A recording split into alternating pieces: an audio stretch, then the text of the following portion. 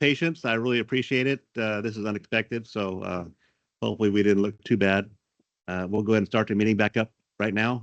It is being recorded. We're on Teams, and so hopefully everybody that's online will figure out to maneuver over to Teams. It's out there for them. And we're going to go back up to the unscheduled appearances and start back up where we were. And again, 2 minutes are allowed. And once we're done, we're going to go right into the item on the Major Crime Task Force, which is, I don't know what that is. We'll get that out of the way so people can go about their business. Okay, Madam Clerk. Red Fidiasi. Morning, Claire. Good morning. My name is Red Fidiasi, and I'm concerned about the short-sighted approach that this board is taking regarding the immigrant population in Kings County. Immigrants are our friends, they're our neighbors, and our children's classmates. Immigrants are a necessary component of our local agricultural economy and our local economy in general. I request that this board be mindful of the long-term financial effects that unsound immigration policies can have on the financial and emotional well-beings of this community. I would also ask that Chairman Verboen apologize to Supervisor Valle for the racist comments made in the last meeting about making Supervisor Valle work on his farm, which was definitely uncalled for and not funny. Thank you. The next speaker is Aurelia Vallejo.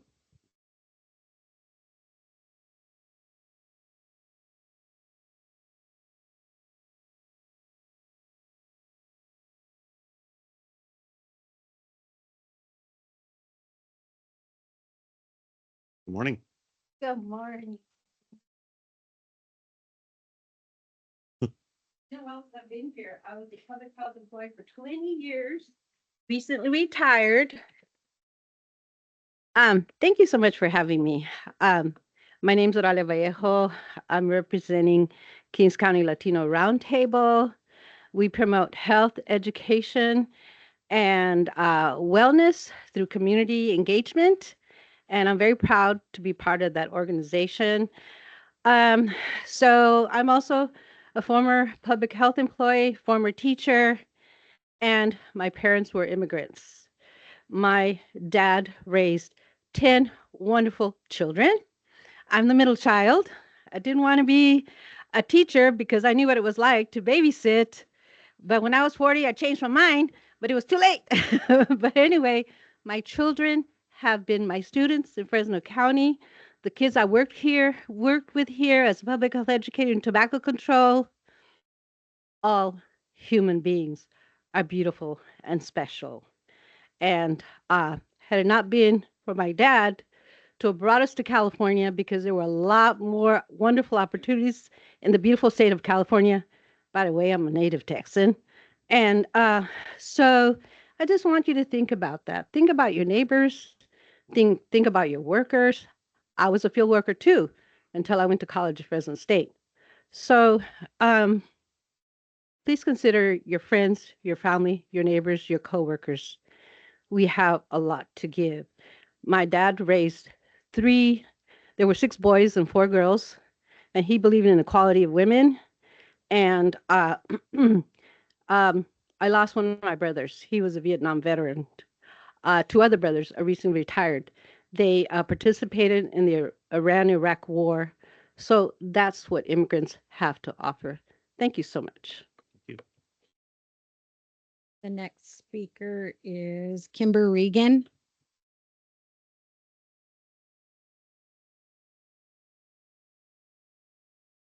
Okay. Oh, she's right there. Kimber.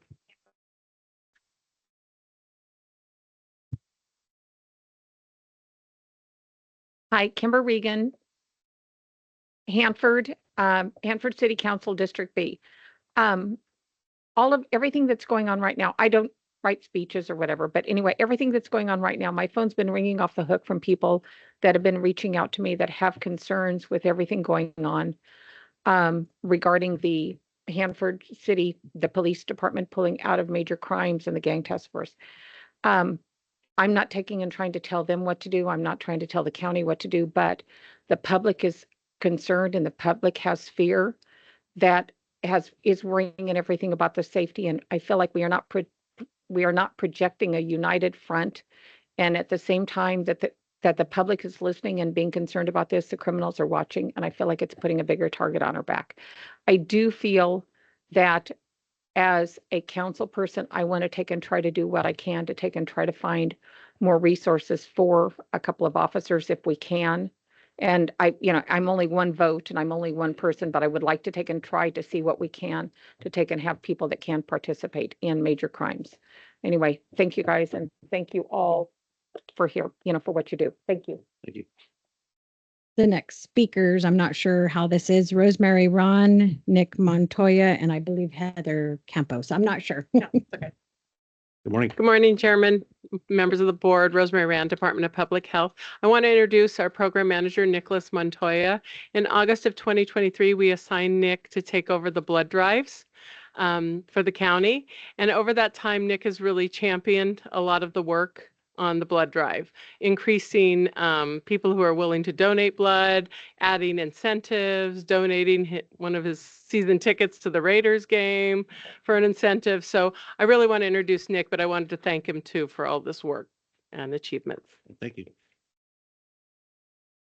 I always said it was an anonymous donor, but good morning, Nicholas Montoya, Program Manager with Public Health. It is an honor to stand before you today as we recognize the incredible impact of last year's Battle of the Badge blood drive. The event was a true testament to the power of community, compassion, and generosity. Thanks to the collective efforts of our donors, volunteers, and partners, we were able to make a real difference in the lives of those in need. In 2023, we had 63 units of blood donated. Over the course of 3 days in November of 2024, we registered a total of 117 donors and collected 103 units of blood. A special thank you to Central California Blood Center for their partnership in joining Kings County to make this event possible. Their commitment to saving lives and strengthen our community does not go unnoticed. Today, the Central Valley Blood Center is presenting County of Kings with a trophy to recognize and appreciate everyone who donated. Kings County was ranked #1 for donating more blood than any other agency during the Battle of the Badges Drive event. We would like to thank your board's support in this initiative and the ongoing dedication to serving our community. The achievement belongs to every person who contributed, and we look forward to continuing this meaningful work together. Looking ahead, I am proud to share that in May, we will be honoring Fire Captain Mark Eads during our next blood drive. His dedication and service has left a lasting impact, and this will be a meaningful opportunity to celebrate his contributions with continuing our mission to save lives. And we have Macario and Lena here from the Central California Blood Center, Good morning. My name is Alina, and this is Macario. And on behalf of the Central California Blood Center, it is our great privilege to present Nicholas and his team with the brand new official trophy for the 2024 Battle of the Badges as the overall winners. Their dedication and their commitment, you heard some of the great things that they do in order to get donors out to participate and help us achieve our mission, which is to provide a safe and abundant supply for all of the counties that we serve. And each of those donations, so those 116 donations, 116 people that came out, it has the ability to save multiple lives here in our community, so directly impacting our friends and neighbors. So we want to say congratulations and thank you for all your dedication and your work, and thank you for your support as well. Well, thank you. And because this is a county event, we would like the trophy to be with administration. They would also like to take a quick picture if that's okay. Joe, you want to do it? I know you're a 5-gallon guy. Yeah. All right.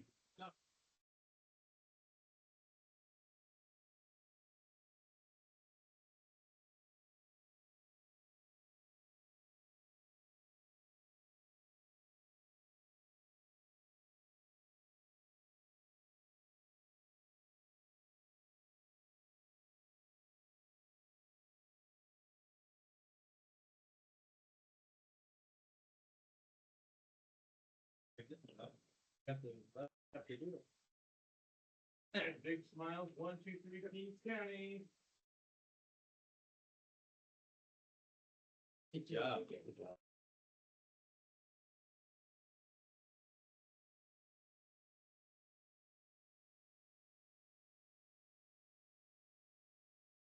Mr. Chairman, I believe that's all the speakers that were wanting to speak under unscheduled. The rest are going to be during other items.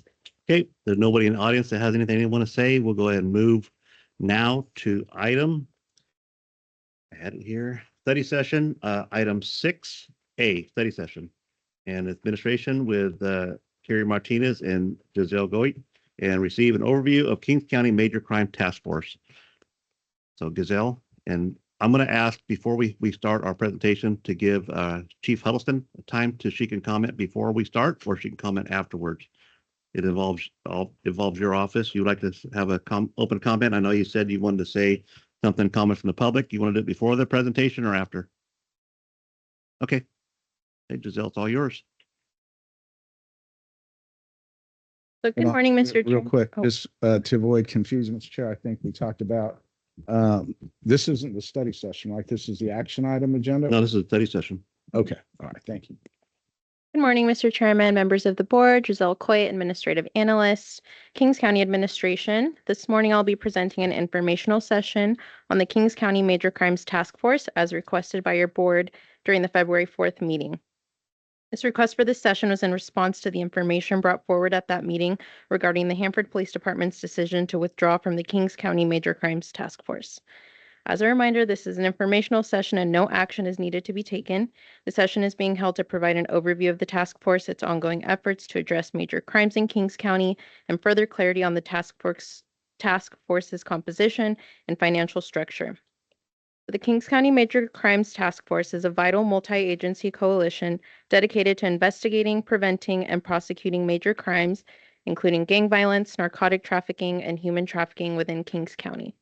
Originally established as the Narcotics Task Force and Gang Task Force, the Kings County Major Crimes Task Force was created to expand its scope and its enhanced coordination among law enforcement agencies. This collaborative effort ensures a unified response to serious criminal activity while fostering intelligence sharing among participating agencies. The Major Crimes Task Force consists of multiple law enforcement agencies, including the Kings County Sheriff's Office, District Attorney's Office, Probation Department, California Highway Patrol, and local police departments. Each participating agency plays a crucial role in enforcement operations, case investigations, and resource allocation. However, the task force has undergone structural changes over the years. The Corcoran Police Department withdrew from Major Crimes Task Force in 2021, and while the Avenel Police Department continues to contribute financially, it is not currently assigned dedicated operational staff.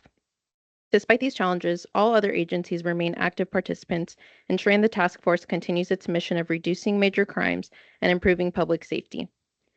From a financial standpoint, each agency is responsible for an equal share of the clerical duties with an estimated cost of $20,550 per agency for the 2024-25 fiscal year. The operational expenses of the Major Crimes Task Force are distributed across multiple budget units within the District Attorney's Office, Sheriff's Office, and Probation Department. The task force's personnel included district attorney investigator, a sheriff sergeant, several deputy sheriffs, and a probation officer, all of whom are funded within their respective department budgets. Ensuring adequate and sustained funding for these positions is critical to maintaining the task force effectiveness.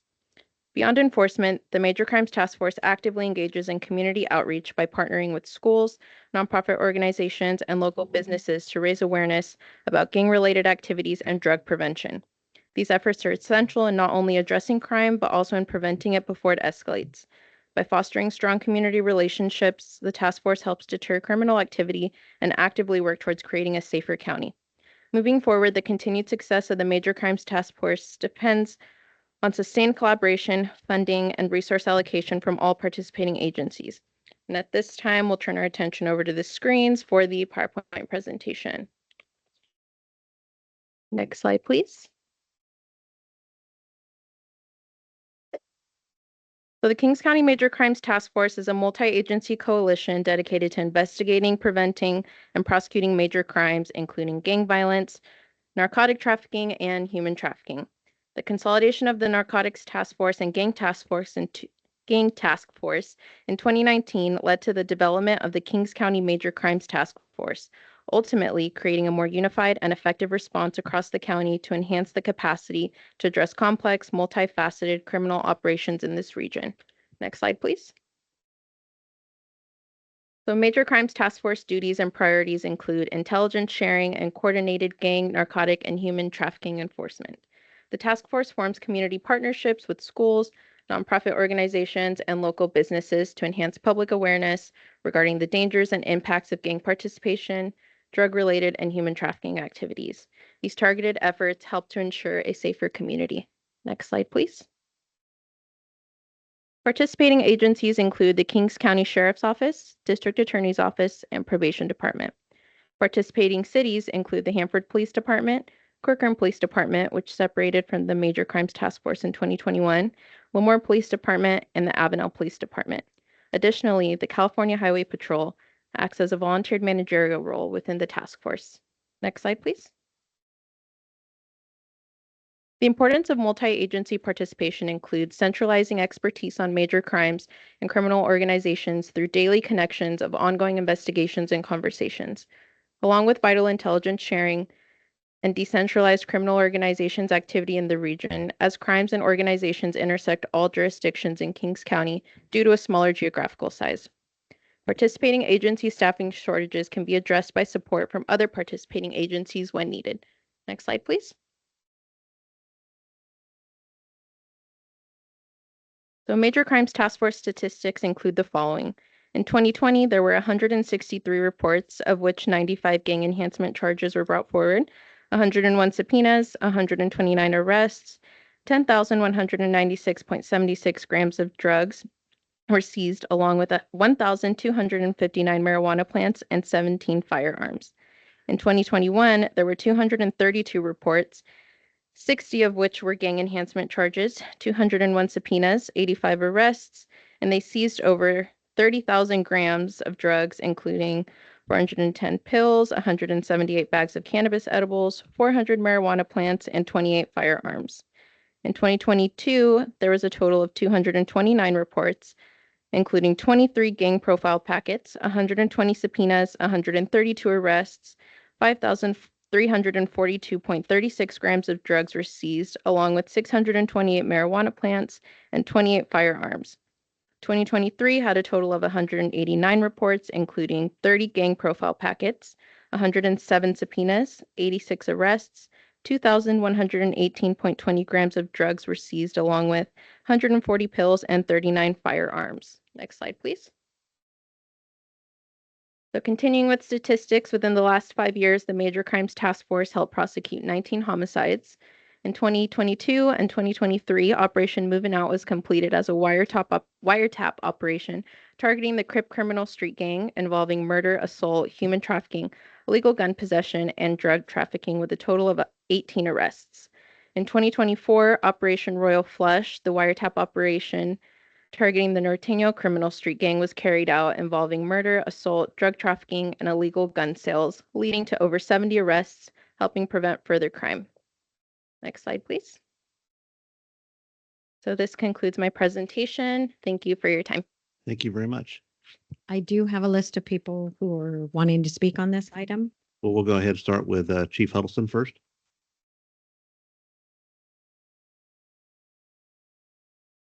Good morning, Chief. Thank you for coming today.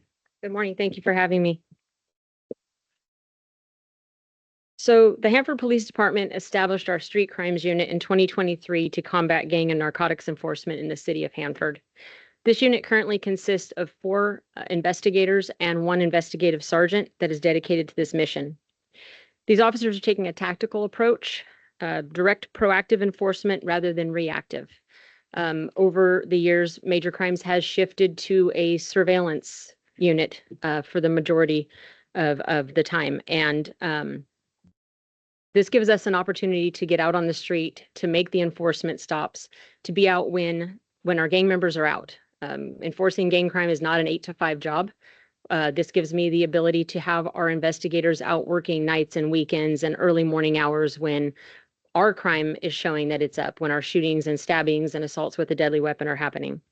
This allows us to maximize our fiscal and personnel resources here in the city of Hanford and provides us with a greater span of control. Currently with the Major Crimes Unit, my department doesn't have control over when or how the unit's deployed, their availability, the supervision, or the costs incurred by the overtime that that is spent. This creates both supervisory and liability concerns for us as a department. When we talk about fiscal responsibility, the overtime that our department paid out in 2023 was $140,000. That coupled with the officers' total compensation of $138,000 and the $20,000 that we pay for operating costs was close to $300,000 for 1 year to be a part of this unit. I could have hired another officer for the year with the expenditures. We remain committed to collaborating with our allied agencies, working together, sharing information, and sharing our gang intelligence. This unit has a sergeant which has been assigned as a liaison between the street crimes unit and major crimes for information sharing. That's not to say only the sergeant's going to be sharing information, but setting up meetings to share the information between our unit and the countywide unit. We'll continue to assist on large operations whenever our assistance is needed. We're developing enhanced information sharing protocols to prevent unauthorized parallel investigations. And we recently met with the other chiefs, the district attorney, and the sheriff and ensured that we are sharing our information from our information services, as well as their information being shared with us. Street crimes investigators have been to specialized gang and narcotics training. They do have expert witnesses in narcotics testimony and are working on getting expert testimony for gangs. We did reach out to the district attorney in regard to her concerns and requested her office's assistance in achieving this. There's been a lot of misinformation that's gone out to the public, and I just want to clear up some of that. Operation Royal Flush, it's been said publicly that the Hanford Police Department did not cooperate or provide assistance in this. We provided our street crimes unit for a period of 3 months. They were on call for all enforcement stops because that's the role we were asked to take in that operation. We were told that help was not needed in the wire room, but if we could take care of the traffic stops, and that's what we provided. It's been said that we only did hit 2 locations with our SWAT team on takedown day, which is correct. That's what we were assigned to take care of, and we did that. We also went back and did hit a 3rd location later in the day. It's been said that we want to isolate ourselves, that we're not cooperating, and that we don't want to work together, and this is absolutely not true. We want to continue to collaborate and cooperate. This is just about the issue of me keeping the resources here in the city of Hanford when I need them. When I have a homicide, I should not be told by my investigator that we can't come help you because we're in another city. I need those resources here where my taxpayers are paying for them. As far as reducing resources, it's been said that we're reducing our resources to combat gang and narcotics, and that's not true. Rather than having one full-time position in there, we have a unit of 5 that will help out however is needed. Any assistance that's called upon, they'll be there to help. It's also been said that all Kings County agencies are part of major crimes. Also not true. Corcoran withdrew from the unit like we just heard in 2021. Avenel hasn't had a representative there for several years, and we haven't had a representative there for the last 10 months. We did pull our representative back to our street crimes unit to help with the staffing shortage, which is shortly being resolved. It's been said that Hanford will not be as safe and the county will not be as safe with this change, and I'll say it again. Instead of committing 1 full-time person, I'm committed to having 5 investigators on the street combating these crimes and assisting other agencies and major crimes as needed. It's been said that this is an issue of our agencies not getting along with other agencies, and this isn't the case. Even after this announcement has been made that we were withdrawing from the unit, the sheriff's office is currently helping us with an investigation. The district attorney's office came out and helped to do surveillance on the unfortunate recent double homicide that we had. We will continue to work together and be professional. We have a difference of opinion on this one particular issue. Just because we don't necessarily see eye to eye on this issue, it doesn't mean that we won't continue to work together professionally. For the last 6 years, our former chief set the course to withdraw from major crimes, a strategy that he openly announced at a major crimes board meeting. In response, we established the Hanford Police Department Street Crimes Unit in 2023 to ensure that we concentrated our efforts and our resources in the city of Hanford to combat gang and narcotic offenses. This new approach challenges the old, "we've always done it this way" mindset, and understandably, it faces resistance from some who might be reluctant to embrace that change. This evolution is not only necessary, but it's delivering measurable results, and I have some of the statistics here for you today if you'd like to see those. This operational decision is made in the best interest of the citizens of Hanford and is fully supported by my command staff, my supervisory staff, and my line staff. A unanimous vote of support from the Hanford Police Officers Association, which is comprised of the very officers that are doing the frontline work. I think that speaks volumes about the soundness of the strategy. I have a letter of support here from HPOA, which I'm happy to read if you'd like to hear it, or I can provide you with a copy of it. With crime rates on the rise, inaction is not an option. We will keep our community safe. We'll continue to arrest offenders, and we will take guns and narcotics off the street as we've been doing. I respectfully urge the Board of Supervisors to refrain from seeking City Council intervention and allow my team the opportunity to continue proving the effectiveness of this strategy. Would you like to hear the letter from the HPOA? Please. Just, well, you can read it or submit it, whatever. I don't know how long it is. It's a 4 couple pages? paragraphs. No. Okay. Mine was 4 pages. There's a short. The Hanford Police Officers Association would like to express our full support for Police Chief Huddleston's recent decision to withdraw from the Kings County Major Crimes Task Force. After careful consideration of the task force's effectiveness and resource allocation, we believe this strategic change will better serve our community's needs. Chief Huddleston's decision to reallocate these resources towards strengthening other areas within our agency demonstrates her sound fiscal and operational judgment. This restructuring will enable the department to maintain more direct control over our crime prevention and response capabilities, allowing us to address Hanford's unique challenges more effectively. We remain committed to regional law enforcement cooperation while prioritizing the specific needs of our community. This realignment of resources will enhance our ability to serve and protect Hanford residents, which remains our primary mission. The Hanford Police Officers Association stands united behind this decision and looks forward to implementing these positive changes for our community's benefit. Thank you. Just a little bit about stats, since we talked about stats, and that is quite impressive. In 2023, I'll just go over the stats real quick for our street crimes unit. In 2023, they investigated 95 cases, served 65 search warrants, made 99 arrests, seized 21 firearms, and filed 395 reports. In 2024, as I said, we did have a staffing shortage, which is being resolved. They had 76 cases were investigated, 50 search warrants were served, 85 arrests, 25 firearms seized, and 341 reports are filed. They've continued to seize multiple firearms this year. They solved a double homicide in less than 14 hours. The same evening, they seized a firearm and a large quantity of methamphetamine. Today, they're out serving a search warrant. We will keep the city safe, and we will continue to work with our partner agencies. Thank you. Thank you. I know I'll make a little comment here. I'll ask the sheriff if he would like to add to this, if you'd like to add to today. But my comment would be, we're very fortunate at the Board of Supervisors. We've had the same sheriff for 15 years. City of Hanford, City of Avenel, Lemoore, and Corcoran have not. There's a shift of leadership. And so with that leadership shift, you have to let the leader lead. And I think Chief Huddleston here is trying to try something new that's hasn't been done before, and we need to support her on that. I can't tell the sheriff what to do from my position, and I can't tell you what to do, but I would ask that you two work together in the future to have good communication and protect our rights of our citizens. That's the number one goal here today. I know the social media allows people to have their own opinion, and I wanted the facts out today. So I appreciate you coming today, taking time out of your busy schedule. But we need to let Chief Huddleston lead and do her job. She doesn't report to us. She reports to the city council. And as you've seen, the city council changes quite often. It's like every 2 years you get a new city council. And so it's got to be difficult working for a board. I hope that our staff doesn't feel that way. We try to stay united, but it's got to be difficult for where there's a lot of misinformation and confusion from the board level to the chief. So I would ask that everybody work together in the future and don't cause a divide, and have your phones open. If you want your own department and you want to support 5 people, I know budgets are hard.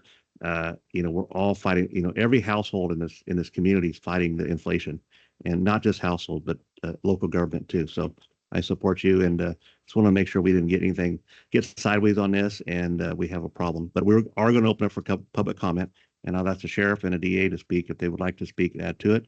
And thank you again for coming. Chief, Yes, sir. through the chair, I have a question on it. So while we have the chief here with our limited time. Good morning, Chief. Good morning. And I do agree with the fact that you don't report to us. And so I just want to preface my comments and questions by giving you that respect. Okay.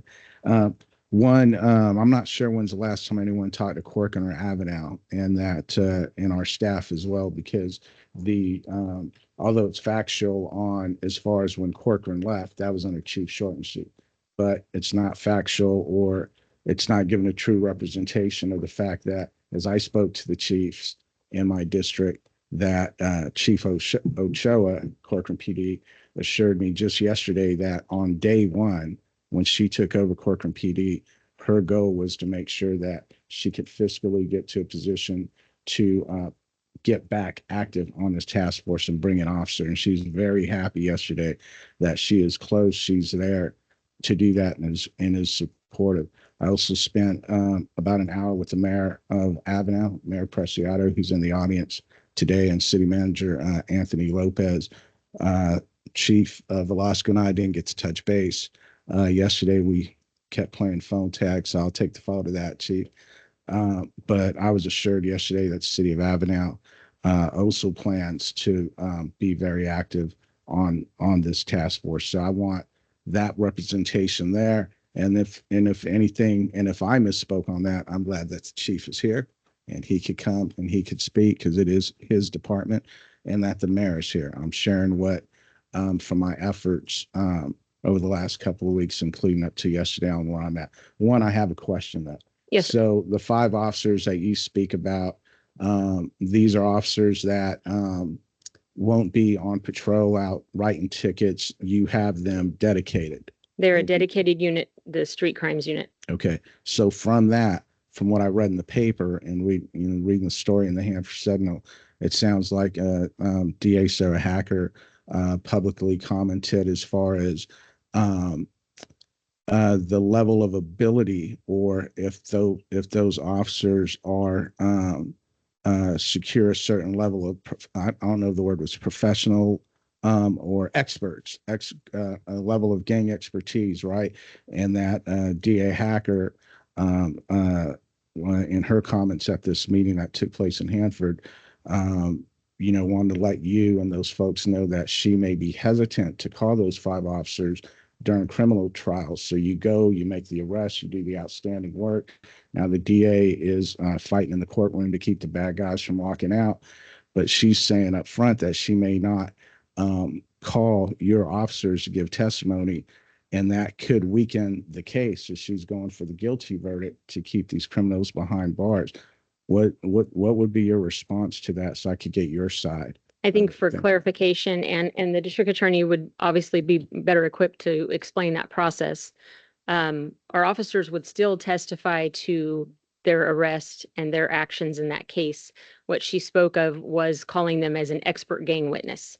In that case, until she's confident with our officer's ability as an expert gang witness, she would have to call an expert gang witness from major crimes to testify to the gang portion.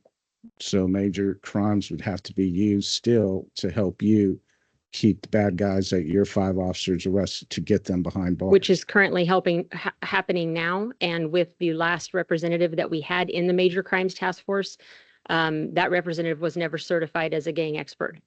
So it's been happening that way all along. That's what happens with other agencies. And if I can just clarify with mentioning Corcoran and Avenel, I'm simply saying there has not been a representative there.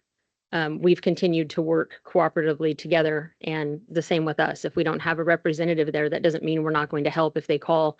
It doesn't mean that we're not going to call them if we need assistance, and that we're not going to share the information. The information's been shared all along, and we've been working cooperatively together all along when these other agencies haven't had a representative there. And I don't believe in 2021 when Corcoran did remove themselves from the unit, I don't think that we went through all of this public discussion about it. Yeah, like Chairman Baboon said, each chief has different goals, different objectives. That was a former Corcoran chief. And yes, it did. But we also have a new district attorney who prioritizes this. And so we can't compare the ODA to maybe not bringing this to the attention of the Board of Supervisors. That being said, I assured anyone that I talked to that I'm not in the business of telling cops what to do. It's not my job. I don't micromanage, and I got a hell of respect for each of you. Okay. And a lot of respect for our county DA and our sheriff. So that being said, the questions that I'm asking, they're just for my own education in case this letter goes up for a vote. So by me not knowing and being a knucklehead to not know the answer to this question, what would be your public response to the no-brainer question that which is, hey, you want to keep your task force, for lack of a better word, within the city limits of Hanford, but obviously criminal gangs don't respect city limits. Where obviously we have Hanford gangs coming to Corcoran, shooting. That's my hometown. That's my districts. I'm hearing the complaints, even though I'm not a law enforcement officer, but I get those complaints of people who are catching stray bullets in the walls of their children's bedrooms, right? And so Corcoran comes back, retaliates. Avenel is gangs cross between Huron and Avenel and vice versa, and Hanford to Lemoore. So I guess the question is, what's your statement to the obvious theory that we're all better off sticking together and we're safer and stronger sticking together because the gang culture is not respecting city limits? Why wouldn't we keep countywide to counter the best we could in this fight against the terror that's out there on our streets? My response is that we will continue to help the county task force, like I said, with the 5 dedicated bodies. But I have to have some span of control and some supervision over my employees. And that includes control over the amount of overtime they're working, the hours that they're out working. And the bottom line is the taxpayers are paying for their positions. When we have a major incident in the city of Hanford, I need to know that I'm going to have the resources to handle that. Since Street Crimes has adjusted their schedule and started on this new 2-year-old plan that they've been on, we're seeing that availability whenever it's needed. If I have a patrol shift that, they have a shooting during a regular patrol shift, that ties up my entire shift. I don't have any officers to send to anything else that happens, and 911 calls, we're having to call county for assistance or break someone away from the duties that they've been assigned at a major scene to go handle those calls. With this unit, I have the flexibility and the ability to have them respond out. But in most of those cases, because of the hours we have them working, they're already on the streets.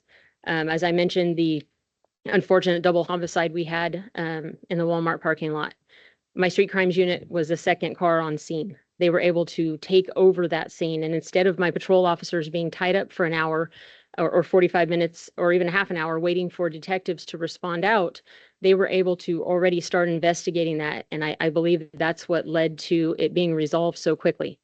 Having them out during the time of day and the hours that I need them working is taking that burden off of patrol and allowing them to do their primary function, which is responding to calls for service. Yes, and good work on. I'm glad you brought that up, that swift action on that shooting out there, because you do know that the terror of hearing that shooting and breaking out on social media, it extends outside of Hanford. And again, going back to my district, people in Corcoran are scared too, because they go to that business. They're there at Walmart. And so lastly, Chief, here is that as you spoke about resources, right, and making sure that city councils, especially yours, gives you the resources that you need to do your job. That's one thing that disappoints me for any buddy I've talked to in the last 3 weeks since this was brought to our attention, that resources and money is what prevents them from getting more officers. It sounds like if the officers were there, people would be more open to staying very active on this countywide task force. And that disappoints me for a major reason. That, okay, we're all elected. I guarantee anyone who ran for office in Kings County, from Board of Supervisors to Hanford City Council, the dog catcher, always has these words come out their mouth: my priority is public safety. Well, guess what then? When you're elected, put your money where your mouth is and make sure that you cast votes, and you make sure that your staff pads money in your budgets so you have those officers to do that job. And so I'm gonna end with that. And in case you do leave, I do want you to know that as far as the letter, that if it goes up to vote, I'm going to speak about adding some language that would represent what I'm sure is the county's respect for you. That the second sentence of this letter should say something effective: although the Board of Supervisors respects Chief Huddleston's decisions and her leadership. I think that this letter should have something that shows that we do have the respect for you. But if the board feels that this letter should be sent to City Council, I think it should be just a little bit more respectful to your leadership there too. Thank you for your time too. Thank you. Mr. Chairman. Thank you. Any other questions? Dave, you'd like to speak? Yeah. Sure. Or I actually have a list of people, so I don't know how you want to handle it. we'll start with the list of people. Justin Vallon, Justin, all yours.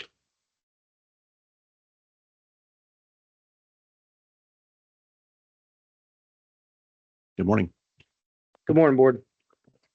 My name's Justin Vallon. I've been a lifelong resident here in Hanford, worked for the city for 24 years. I'll first start this off saying I'm not a public speaker, and I'll start off with saying that with all due respect, I felt obligated to come speak after two county elected officials came and spoke at our council meeting last week. They talked a lot about different things about the task force, and I want to preference that they're county elected officials. One thing I learned over my career is staying in your lane. County business does not intersect with city business. The fact that Corcoran pulled out in 2021 was left out of that discussion. And the city of Corcoran and Chief Shortensee felt the need to pull out this task force. And as Mr. Valle said, you know, at that time, it might have been a very important task force, but he decided to pull out. And I checked the county archives for Board of Supervisors, as well as City of Corcoran's minutes from their council meetings in 2021. And I never saw that on anybody's agenda. So I'm wondering now why it's on your guys' agenda, feeling that it needs to be a county decision or that county has a say-so in it. I really don't know. If this was such a big thing, no one discussed it back in 2021 when Corcoran pulled out. So it left me some questions. I don't know if the board is doing it because Chief Huddleston is a female chief. I hope that wouldn't be the issue, correct? Or is it more of a personal attack? This discussion does not need to be had in this type of environment. The decision was made already. During the council meeting last week, elected officials talked about deconfliction and informants. To most people, that's an important thing, right? Deconfliction is something that we do on a daily basis. Every single investigative unit throughout the county, throughout the state does deconfliction on any type of major investigations. So that's not even an issue. In regards to informants, we already have a policy in regards to informants. We've had a policy for decades of how we treat informants. And there's also a policy in place of the DA's office of how we deal with informants at the DA's office. We currently work closely with all departments within this county, from the DA's office to the sheriff's office, Corcoran Police Department, and so forth. The fact of the matter is now the city of Hanford gets to have 5 people to help out in the city of Corcoran, the towns of Stratford, Armona, Kettleman City, cities a little more, Avenel, whenever they have anything, as opposed to just one person. We are increasing our staff fourfold by adding 4 extra people to what we originally had.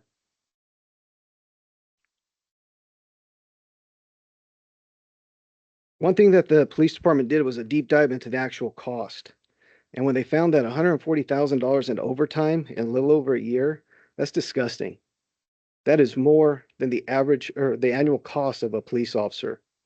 We had to look at our return on investments to see, is this extra money, is this $300,000 a year, are we getting our return on our investment?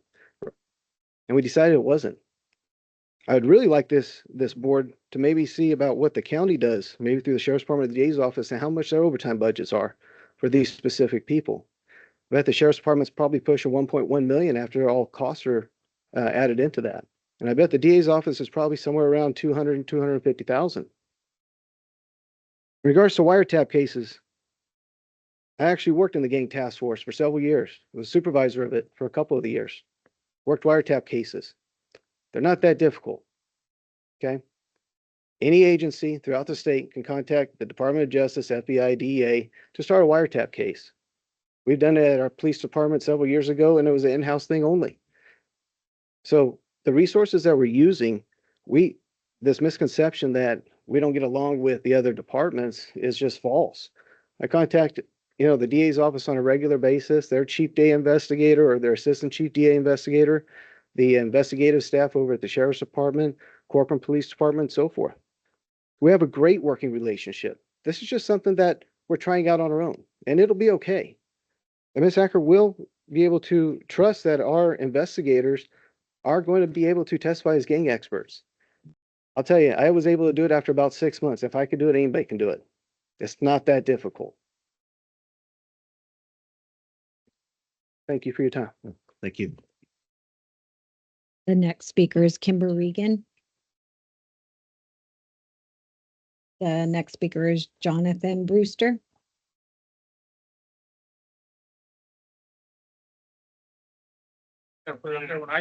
I'm sorry. You're good. You're good. Good morning. Good morning. Jonathan Brewster, DSA president. I have a prepared statement and everything, but I'm not going to go through all that. The only thing I want to let you guys know is, yes, I too was a gang investigator for 2 years. I worked in the gang task force. 2019, it was combined. It was major crimes. Yes, wiretap investigations are somewhat easy if you know what you're doing. They cost a lot of money. It's 100 hours of overtime when you're doing exhaustion trying to put cell phones to gangbangers' ears. You have to chase them around.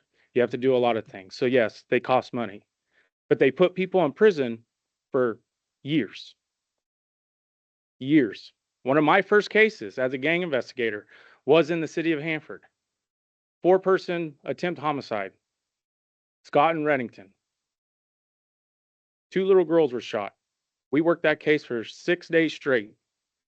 We got felony convictions for over 100 years each. Okay? We need to come together. We look goofy in public. Everybody's fighting, everybody's arguing. Well, we agree, we disagree, this and that. The task force has been around for years. And the biggest issue my people, the Deputy Sheriff's Association, has a problem with is, yes, they don't have gang experts right now. So street crimes is going to go do their thing. Then we're going to get the paperwork, and our people have to do the gang expertise, and they have to do the gang packets, and they have to do all that stuff. It gets very frustrating as a line staff member when decisions are made and you don't know what to do. So it's not throwing at anything. This is the reality of this, is we don't know what's going to happen. Hanford wants to do street crimes? Do it. They need it. Absolutely. 100%. You listen to the radio on Friday and Saturday nights. I'll be in Air One. It's off the hook. But this stuff, it costs money. So yes, does there need to be accountability? The lady talked about it today. Yes, there does. But we need to come together and we need to work together. And we need to figure something out, because a countywide task force, just like Corcoran and Avenel, can't participate half the time because they have short staff. And if it's a personnel issue, then fix the personnel issue. Come to the table, fix it. That's our piece. Thank you. Thank you. That's all the speaker cards that I have for this portion. Sheriff, like to comment? Good morning, Mr. Chairman, members of the board. Dave Robinson, Kings County Sheriff. I'm not quite at 15 years yet. It's 14 plus at this point, but I'm getting close. As a sheriff, but you worked in a closet in DA's office for years. Well, true. Couple years there. 30 years overall on Friday. Yes. So last Friday. I appreciate your time this morning, and I hold no ill will towards Chief Huddleston. It's a decision that she made. I want to see her get more resources, and although I'm not a fan of taxes, I'm glad that their measure passed, and we're going to see more cops on the street in the city of Hanford. Hanford Police Department is my department. I live in the city of Hanford, and I want them to have everything that they absolutely need. But I do 100% disagree with this decision on major crimes. And to give you a little bit of history, the Narcotics Task Force started in the 1970s. The Gang Task Force started in the 1980s. When I became sheriff, former Chief Mestis at one of our task force meetings mentioned that he would like to start some other programs within the city, and he was going to start pulling back some staff. And that has literally just since continued since he started that process. It's disheartening to me as the sheriff, but it's more disheartening as somebody who's went through the task force and lives in the city to have that. Because while the chief is correct that communication can absolutely continue, when you don't have a person in there day in and day out, you lose that piece. You lose that piece of communication. The perfect example is Chief Velasco, City of Avenel. We went through that whole last operation with very minimal communication to his city. It's hard because when you're working these high cases, you don't want to overshare information as well. And if you don't have a body in the task force, we stop sharing information. Any detectives unit does the same thing. City of Hanford does the same thing. It's just the nature of what you're doing. You don't want to overshare certain investigations, and that is going to happen 100% without a doubt if you don't have a person in the task force. That's the reality. I would love to see more staffing for all the police departments. You know, they all have new tax measures now. I will implore and encourage those city councils and those city managers to spend more money on public safety. We've all seen it in our community the last several years. It's not getting better around here. It's getting worse. Now, we're safer than a lot of jurisdictions in California, but crime has gone up. You know, when I first started, we didn't have near the homicides that we have now. You know, you could almost count on one hand for the entire county how many homicides you'd have in a year. And now it seems like we're upwards of 20 when you count, you know, the state prisons as well. So I want to see more resources towards, you know, towards all the jurisdictions. You know, when we moved into the Major Crimes Task Force, I opposed it, and the police departments wanted it. The Hanford PD was the biggest outspoken one that wanted it. But when you move away from two task forces with double the amount of body and you come into one task force where people have pulled bodies, you can't keep the same schedule.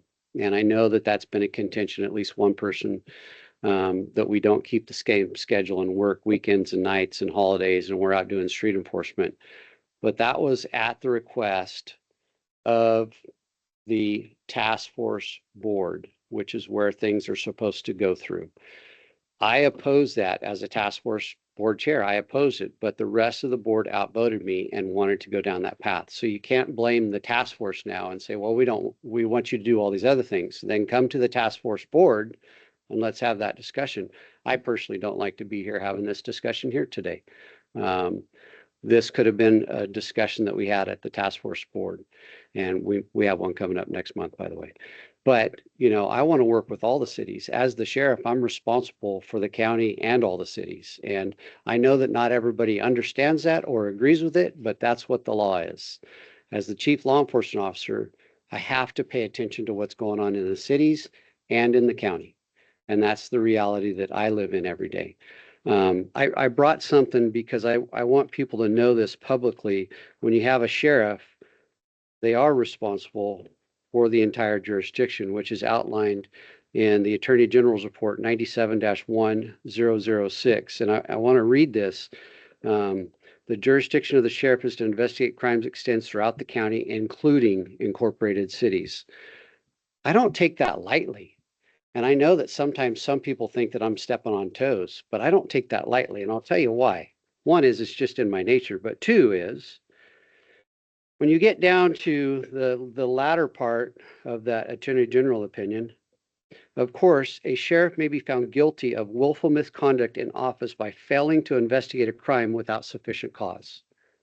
I don't want to get investigated. Like, I want to do what's right for the entire jurisdiction. And so, you know, I'm here today to say, I really hope the Hanford City Council steps up and adds more funding to the police department so we can have a person back in the major crimes. I take a little bit to heart Lieutenant Vallen's comments. He and I worked in the task force together. I still consider him a friend to this day. I picked up the phone many times and called him. He's wrong in a couple of areas. This has nothing to do with Stephanie Huddleston being a female chief. She's an awesome person. This has to do with pulling somebody out of a task force that works, and it works very well. If communication was a failure, bring it to the task force. Let's talk about it. Let's keep it in the task force setting. If you want to see our changes, bring it to the task force. Let's talk about it as a task force board and talk about where we want to see the task force go from here. Those are things that we can do as a task force board. I've been the chairman of the board for 14 years. As many of you know, I'm stepping aside at the end of the year, and somebody else is going to have to be the chairman of the board, of the task force board. This task force is not going away. We have had challenges with some jurisdictions not being able to keep up staffing, and I totally understand that. And so when those things do happen, yeah, we step up and we try to help each other out. And that's what we could have done in this case. But I also support what the chief is trying to do. Is she's trying to make her mark and change the dynamics in a city that I live in that has seen a lot of violent crime. And we absolutely have to do something about that. But what we should be doing is using the force multiplier by adding people to the task force and adding to detectives and adding to street crimes and adding to pop teams. And I implore these cities now, you got these tax measures passed, put the money where it matters.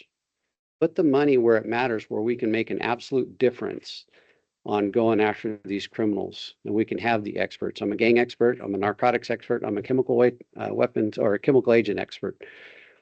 I got those things because I worked in task forces and worked specialty cases, and that's what happens. And absolutely, you can do that in a street crimes unit. But now you're putting the burden on others to testify on your cases because you don't have somebody in the task force. And I would love to see them come back to the task force in time when the resources are there. Absolutely, come back. And if there's a communication issue, then let's address that. There's a lot of things that we could have done where we didn't have to come to the Hanford City Council. And I wasn't there. I was celebrating my 30 years last week at the county by taking time off. And we could have done this at the the task force meeting than rather come before you.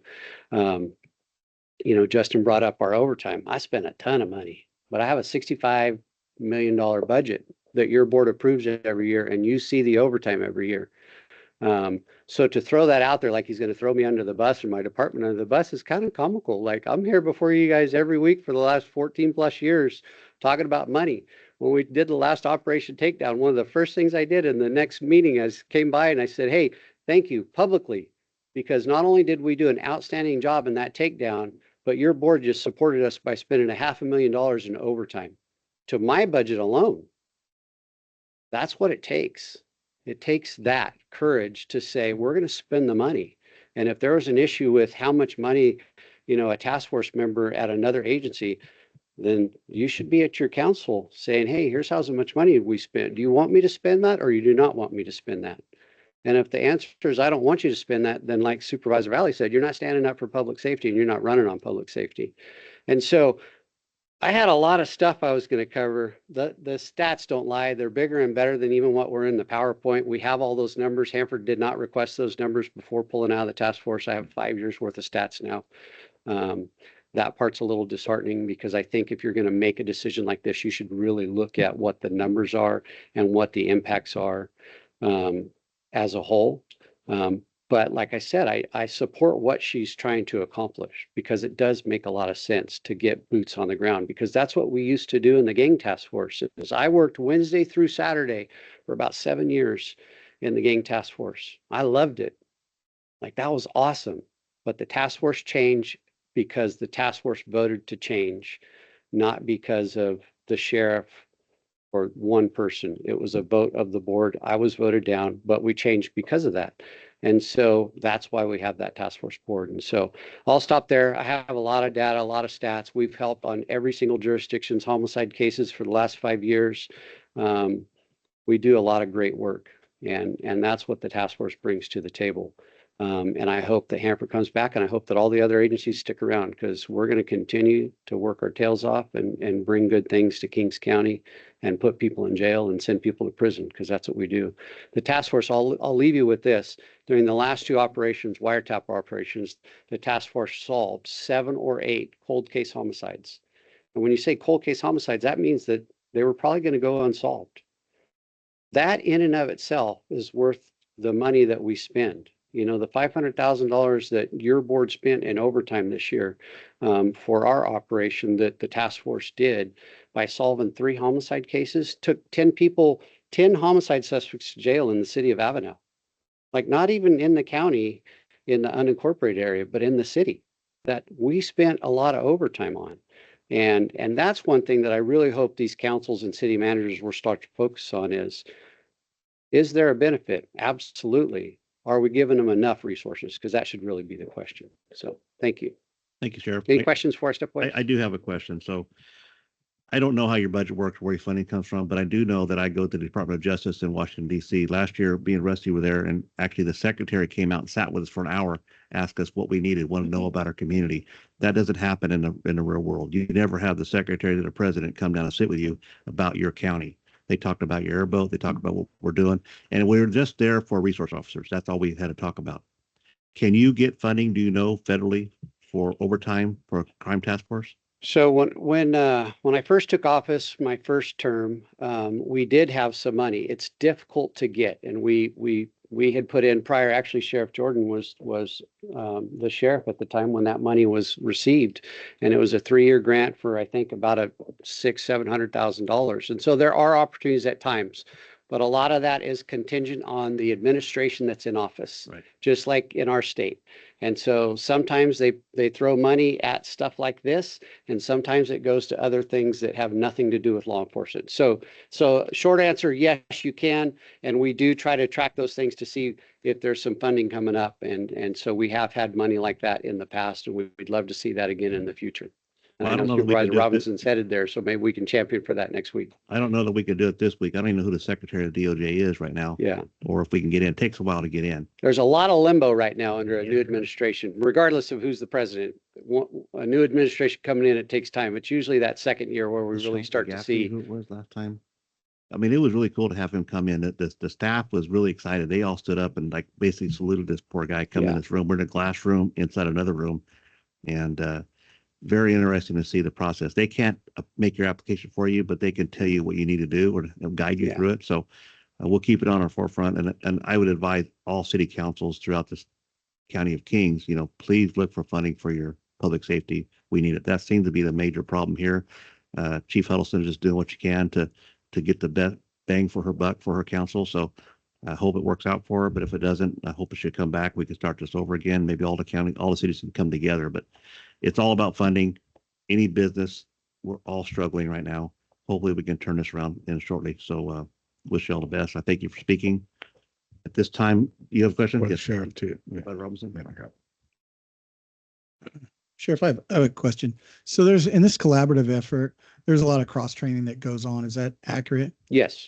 And your investigators, I mean, how much experience do your investigators have? It varies. We try not to rotate them all at the same time. As per the slide you saw, I have 5, but there's a little dynamic involved with that. 2 of my investigators are assigned to task forces up in Fresno.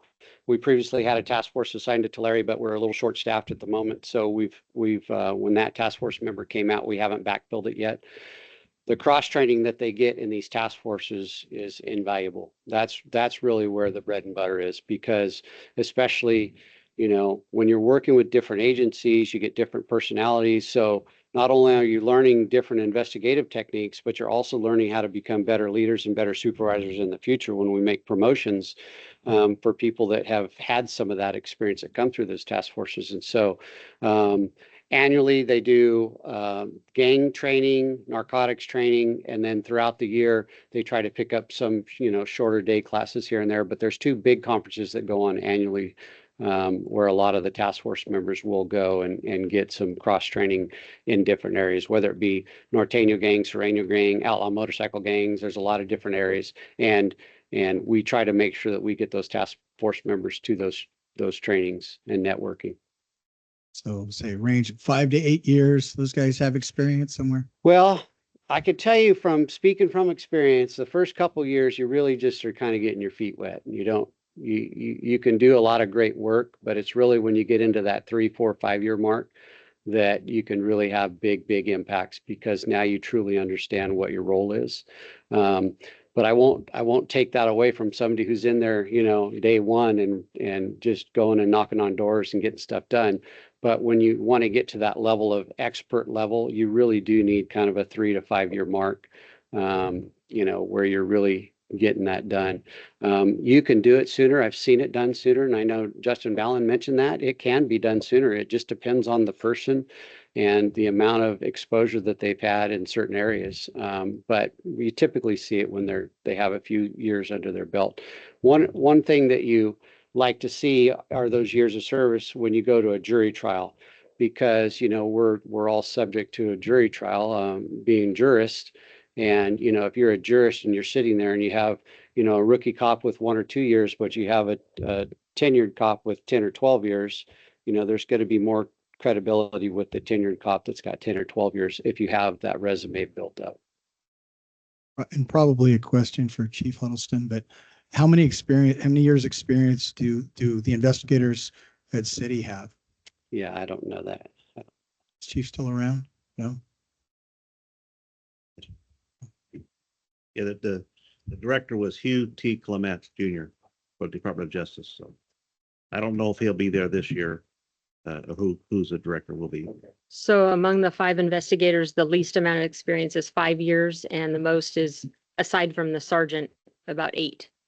And the sergeant, I don't know, 15. So a considerable amount of Yes. experience. None of these are new officers. We don't assign new officers to brand new officers to specialty units because of the experience that's needed. Appreciate it. Thank you. Yeah, thank you, Mr. Chairman. Just 3 quick things for the sheriff. One, Sheriff, as you know, later on our agenda today, we actually have where the board's going to prioritize and request some federal earmarks. Right. And if there's a way that you see an opportunity to go after some funding here, even to if we directly request the funding to the task force where you could direct that to pay for a spot for the city of Hampshire. Sure. Or whatever you feel works, not telling you how to do your Yeah. job, but that's an opportunity here today too. Also, the more I hear from you and our deputy who spoke, which by the way, I think that opens up a reason, for lack of a better word, for the board to respectfully send this letter to the Hanford City Council, because it does affect us. So is it our jurisdiction? Is it mine or the board as a whole? I think that's argumentative, but I think that you guys have done a good job of opening it up for us to respectfully send the letter. And I'm glad that, I don't know who the 2 county supervisors was that attended the meeting, but kudos to whoever you were who went, because you're just doing your job. You're doing your job, and we're here countywide, and so that's better than being dinged for not being somewhere, right? But the more that I hear from you guys, Sheriff, the more that I feel that our letter could be better, to give a more respectful approach to the city council. Like, I don't like the word intervene, because I think that's a word that drives a wedge between Chief Huddleston and the city council, and we don't need to be a part of that business, I think. So anyone who may have some ideas on some language here, that would helpful if this letter goes to vote. And then lastly, your $500,000 budget just on Operation Royal Flush. I would bet that any Kings County taxpayer, parent who lost a loved one due to gang violence, especially innocent bystander, would say triple that budget, which I gladly would. Thank you, Mr. Chair. Thank you. I agree. Thank you. But there you go. Yeah, just a couple of questions, and I'll throw it out on the line that I was one of the 2 electeds that were at the city council meeting and spoke to the council. For those who were in this dais this morning, those who are listening online, I just preface this, that 4/5 of the Hanford City Council run through District 5, run through at least 3 of us up here on this dais. And so I'm going to attend those meetings. I'm going to speak that there's a constituency in the city of Hanford who chose my name on a ballot. And I would be disingenuous to them if I did not speak. And Chief, this has nothing to do with you. I applaud you and have congratulated you. We've worked together for many, many years. And a street crimes unit, I said that at that council meeting, is a great thing for the city of Hanford. But I just got to call the elephant out of the room. When you have a high-ranking lieutenant with the Hanford Police Department tell elected officials in this room to stay in your lane, have significant public safety concerns, because we're talking about getting along and we're talking about these relationships, and then that shot is fired, and it makes zero sense to me. It makes zero sense to me. I spoke of deconfliction to the Hanford City Council, and that's just the thing, that if you are doing operation orders, if whether you're a task force member, narcotics gang, whatever, SWAT teams, we put our information up on a deconfliction. We make a phone call to a deconfliction zone so that we don't have cop on cop activity occurring in our communities. And we've seen it. The whole reason, one of the reasons that WISN exists in this world is because cops have killed cops when they show up at the same scene investigating the same crime, and they all look like bad guys with guns. So I would not be a good District 5 supervisor for my constituency if I didn't say that. My message to the city council, and I think there's still a member sitting here this morning, is to fund the position. It's public safety is expensive, and I wish it wasn't, but it just is. National defense is also expensive, and those are just the consequences of keeping our community safe. And again, I applaud Chief Huddleston for the work that she does within the city of Hanford, and I too live in the city of Hanford, and appreciate her commitment and longevity in the city and her leadership. But if they can squeak just one more position in, along with Sheriff Robinson as his second command, since when he took office, and had the I don't know if it's a pleasurable thing or not to help oversee these cases. That's why I'm bald, and it's why I'm on blood pressure medicine and everything else under the sun. When the stress of these things go on in our communities, and you see the underlying criminal street game. It wasn't mentioned here, but Red Reaper, we infiltrated California state prisons in this case, in that case. And again, in the longevity of a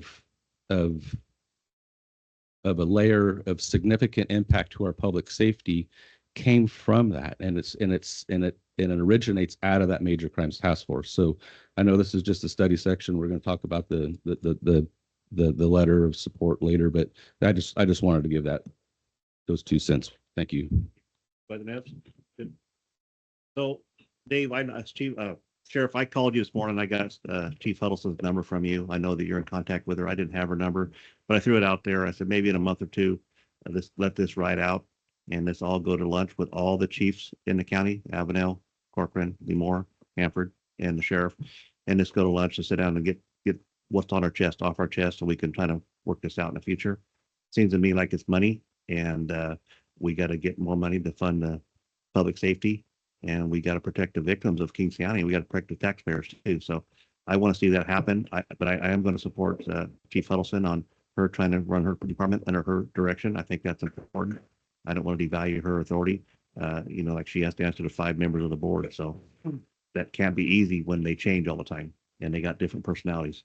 For us, we got a pretty good even personality, I think. We all get along for the most part. So I know she's got her hands full, and I know Avenel and Lemoore also do at the same time. So thank you. This was, and to Justin Vallon, this wasn't really anything. I just wanted to get the record clear on the actual facts. It wasn't, we're looking for direction. I just want to know what the facts were, because social media takes off a different direction and people say what they want. So we could talk later, but it just so we could a clear understanding of what's going on or how we can help. If we're the problem, we can fix it, or how we can help other councils fix the problem. So that was my intention. Thank you. At this time, Sarah, would you like to come up, or you want to talk during your item? I certainly don't want to take the floor twice. I'm a lawyer and we do get paid by the word, but I don't want to take anybody's time. So I can speak now on the agenda item that I Okay, proposed we'll or go ahead and move on to regular agenda item. It's item E, 6E, District Attorney's Office, Sarah Hacker. Consider authorizing the chairman to sign a letter to the City of Hanford Council supporting their intervention in the Hanford Police Department decision to withdraw from Major Crime Task Force. first If and you want to present that now, or if you want to think about it for 2 weeks?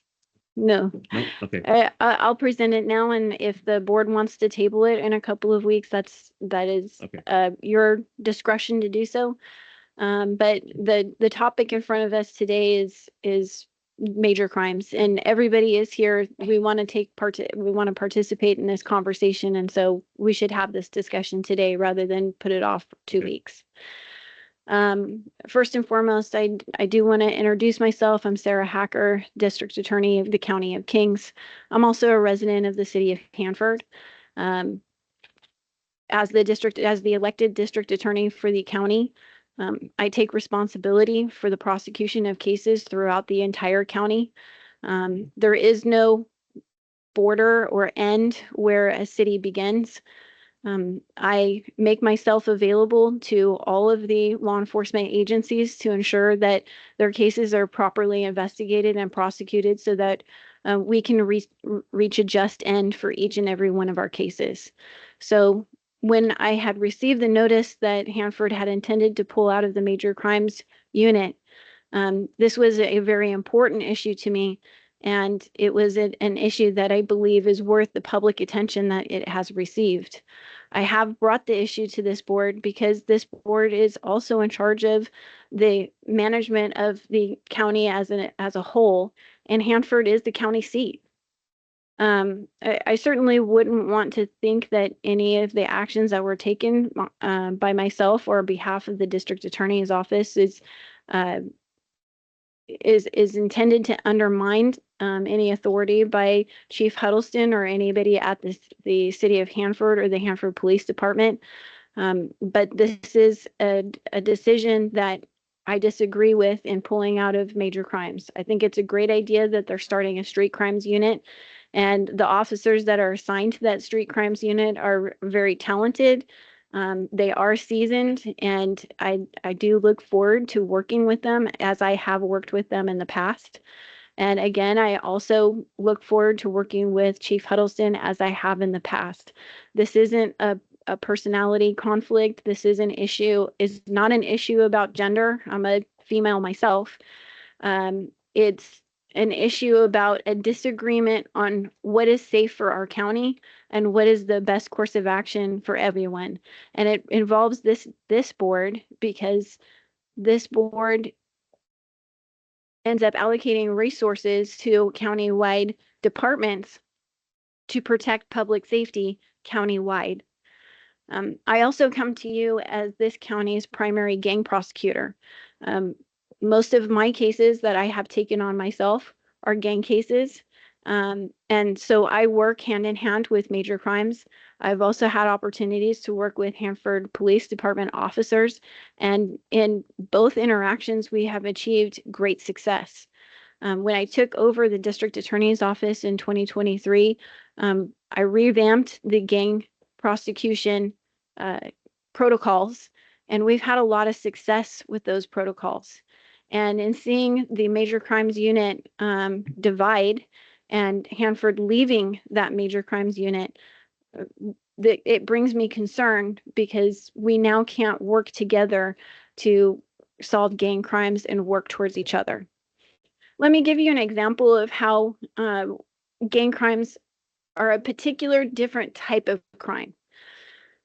So there are officers that get a lot of experience writing search warrants. There are officers that get a lot of experience writing arrest warrants, investigating crimes, conducting searches. All of those things are very part of the wide experience that one would get as a police officer or a peace officer. But gang prosecution and gang investigation is a very narrow area of the law. In order for us to successfully prosecute a gang crime, we don't just have to prove whether or not the defendant is guilty of the crime that has charged. We also have to prove that they are guilty of the enhancement of participating in a criminal street gang, assisting other gang members in their felonious conduct, and doing so for the benefit of a criminal street gang. This involves a completely different set of evidence. The evidence that we need to bring forth in order to prove a gang crime is that we have to show that the defendant has contacts with that gang. The only way that we prove those contacts is that we show a history of that person's interaction with other gang members, with the gang, their tattoos, their admissions, possession of gang paraphernalia, associating with other criminal street gang members. In order to show those contacts, we need to have an expert that speaks to, yes, wearing a red bandana is something that is associated with the Norteño criminal street gang. Having a tattoo of XIV on your body is something associated with the criminal street gang. Having an association with another criminal street gang member in rival gang territory while they're armed is something associated with the Criminal Creek Street Gang, and it benefits that gang. How does it benefit the gang? There's only certain reasons that the law will allow. We have to show that their actions are done, one, in retaliation of other gang member, retaliation by an opposition gang doing something to them, or targeting a rival gang member, or intimidating witnesses. Those are acceptable reasons for committing a criminal street gang crime under Penal Code Section 186.22. But mere fear and intimidation of the community is not an acceptable reason to commit a crime under the gang statutes.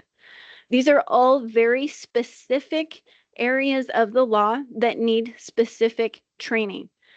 And what we have done with Major Crimes Task Force is I work with each and every single one of the gang investigators. We go through the case together. That investigator gives me an understanding of what exactly is going on in gang terms and provides me with the information as to why this is a gang crime. What is also really important with respect to gang testimony is that you have to have, once a gang expert testifies in a certain way, that is down on the record and it is forever in the record. So any defense attorney can pull that record and say, sir, you testified that blue is a color associated with the Norteño criminal street gang. Well, we have every single other gang expert in Kings County that says that red is something that's associated with the Norteño criminal street gang. So what is a concern that the district attorney's office has with starting a new gang unit that is brand new, untested, unqualified, is that once you have somebody give their testimony as to what is a gang crime and what is not a gang crime, then that sticks with them.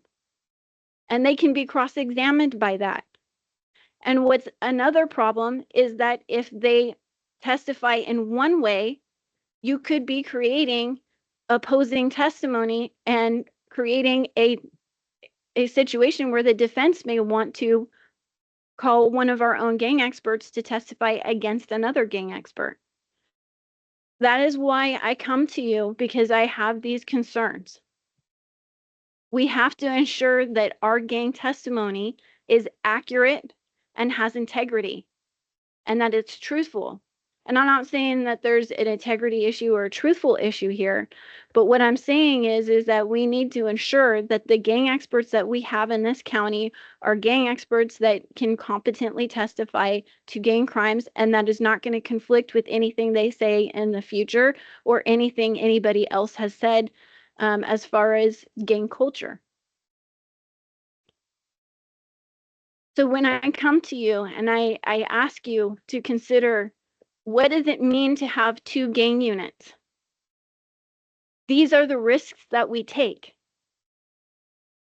When I talk to you about having multiple issues with the gang, And this is what was addressed in the letter, because I'm not saying that there's an integrity issue or a truth issue.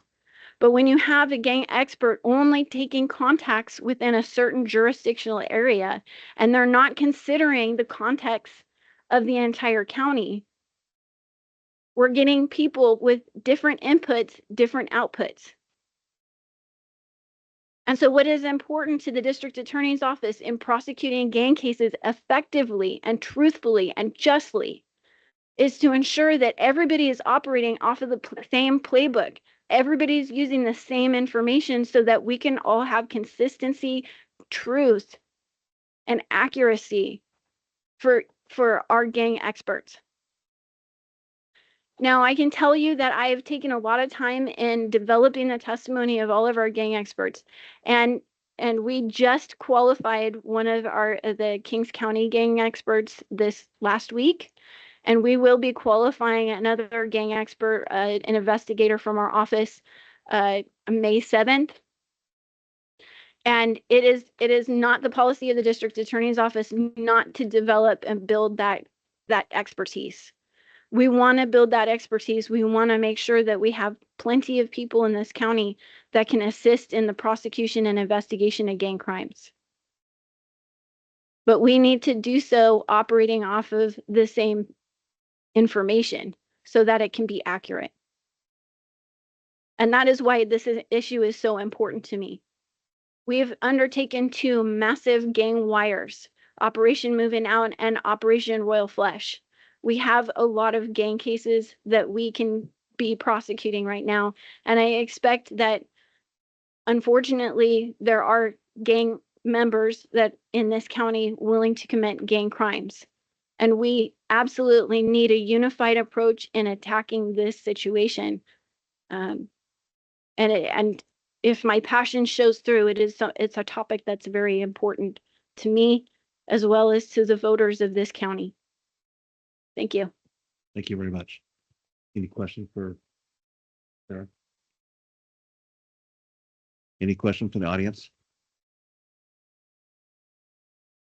Okay, my invitation goes out to you, Sarah. I think we all need to sit down and talk with closed doors and get our emotions out on the table without the public seeing it, and so we can continue on. So let's do this sooner than later, maybe in about 3 weeks. I want all the chiefs and you in the same room. I've done it with the DSA. I've done it with fire. It's a good way to get your feelings out and get things playing very carefully, and maybe they can answer it sooner than you expected. But yeah, this is a difficult situation. It doesn't have to be. We all come from the same place. We all want to protect the public, and we're all passionately committed to ensuring safety in our community. This does not have to be a difficult thing. And I am committed, and I will take your position that we do need to sit down and need to work through the details, because I think we all agree on the big points. It's the details that need to be developed in our conversations. And I do welcome your suggestion, and I am committed to ensuring that public safety is protected here in Kings County, regardless of if it's in the city, in an unincorporated area, or in any of the other cities like Corcoran, Avenal, or Lemoore. Thank you. And what's the direction of the board? Thank you, Ms. Oh, wait. Can I follow? I'm sorry. If I can just follow up real quick on Supervisor Boone's point. Introduce myself, Dave Putnam. I don't know how to introduce myself anymore. I'm currently the interim chief DA investigator for the DA's office. I retired from the sheriff's office in 23 after nearly 33 years there, went into retirement. Didn't last very long. The Corcoran Police Department called me and asked me to be their interim chief. Did that for 8 or 9 months, helped them find Maggie Ochoa to be their chief. Worked out real well. Went back into retirement. Oh, let me back up. While at the Corcoran Police Department, I was asked by the Hanford Police Department to be their interim chief, but obviously couldn't be in 2 places at once. So I had to turn that down. And more recently, now that I'm at the DA's office, throw in some period of time, retired from February of last year till December of 24. So 9-10 months completely out of the business. More recently, Sanger's asked me to be their chief of police. So in the last less than 2 years of retirement, 4 chief jobs that I've been offered, not applying for anything, just want to be a retired resident of Kings County, and 2 that I was able to take. 13 years, Robert Thayer and I were Dave Robinson's second in command, co-seconds in command. So I've been around, done some things.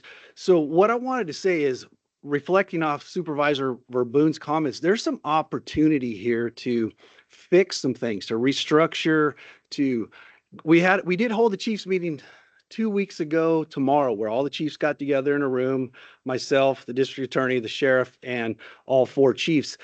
And I see, looking at it from being out of the business, but for being in the business for 35 years, but being out of the business more recently and now back involved these last 3, that there's an opportunity here to change some things, to restructure the task force, get some more involvement.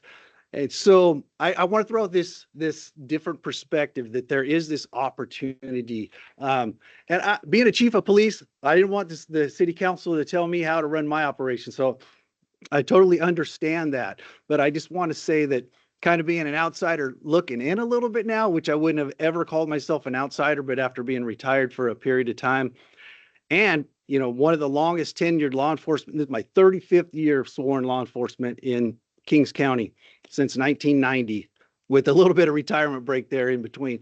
But we have this opportunity. If we can get together, we can talk about I see it where we could restructure this major crimes task force, where there could be a strict, a tight MOU, better selection of personnel, a process in place, and just a better understanding, a better communication. So I want to throw that out there too. I know you guys have some big considerations to make and some things to think about, but there is this opportunity. And you kept mentioning getting together all the chiefs in a room. I think that's a great start. And maybe nothing's going to happen today or tomorrow, but you're laying this foundation. And I don't know how much longer some of us are going to be involved in Kings County law enforcement, but there's an opportunity here. So thanks for hearing me out for a second. I've done this before with a DSA, and I always say no attorneys. It's easy without attorneys. But we're going to have to invite the DA because she's part of it. So, yeah.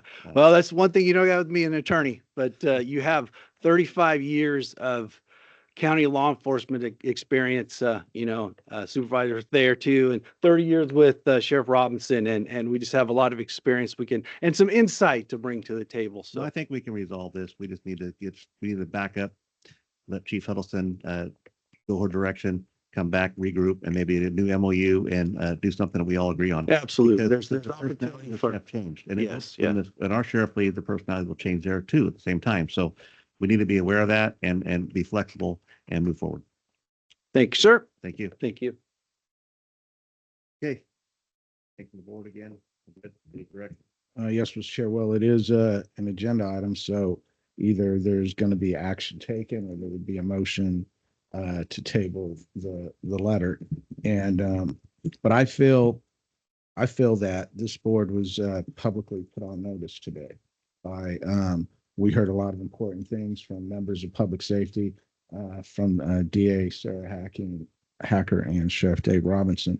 I take that as being put on notice, and I believe that it does put the board in a position to have to respond to that. And I think swift action, as the games are not waiting a couple of weeks and they're not tabling what they're strategizing right now as we speak, that we shouldn't do that either. But I do believe that and agree with those who have said, including you, that there should be some talks internally, and the respect that I know all these agencies have between each other, that goes without argument, that some positive, effective policies will come out of those talks to move forward. But I believe a letter would help us get there. And so I would still be in favor, as I still look forward with an open mind to hear from my colleagues now on how they want to move forward with the letter or not a letter. But if we do this letter, I would ask that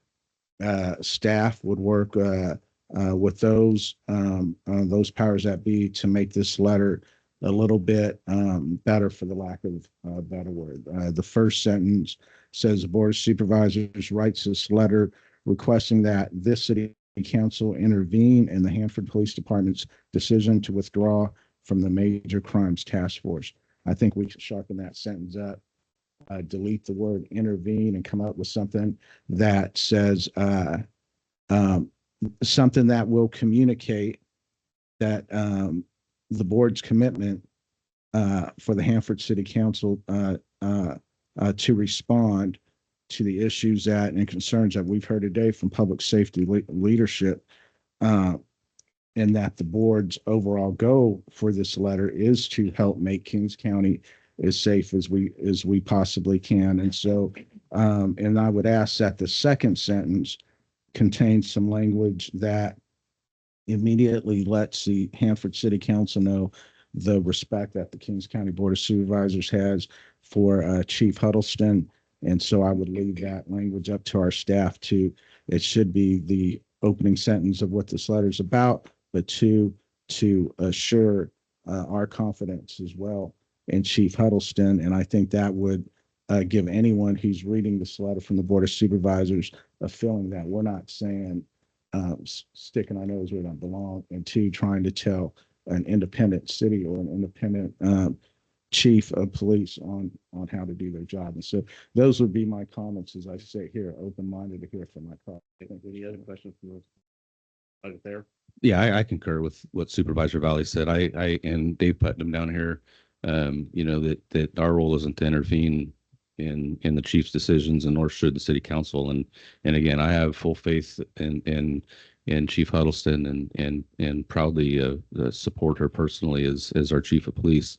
But I have not heard her say she doesn't want extra funding for a major crimes task force.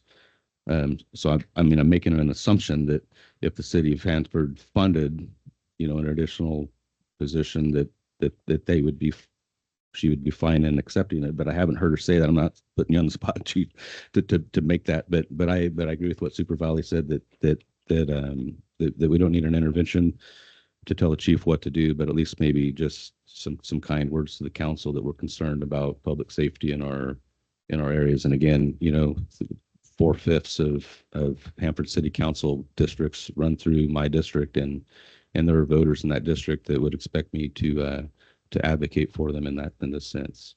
So with that, Spider Naps? Yeah, as far as the letter, I think it just needs to be more generic for all the cities. I think it's very, very important that as a collective, we work together. And I think certainly with some wordsmithing, we can fix that letter and make it more broadly addressed. Really trying to focus on the importance of this game testing.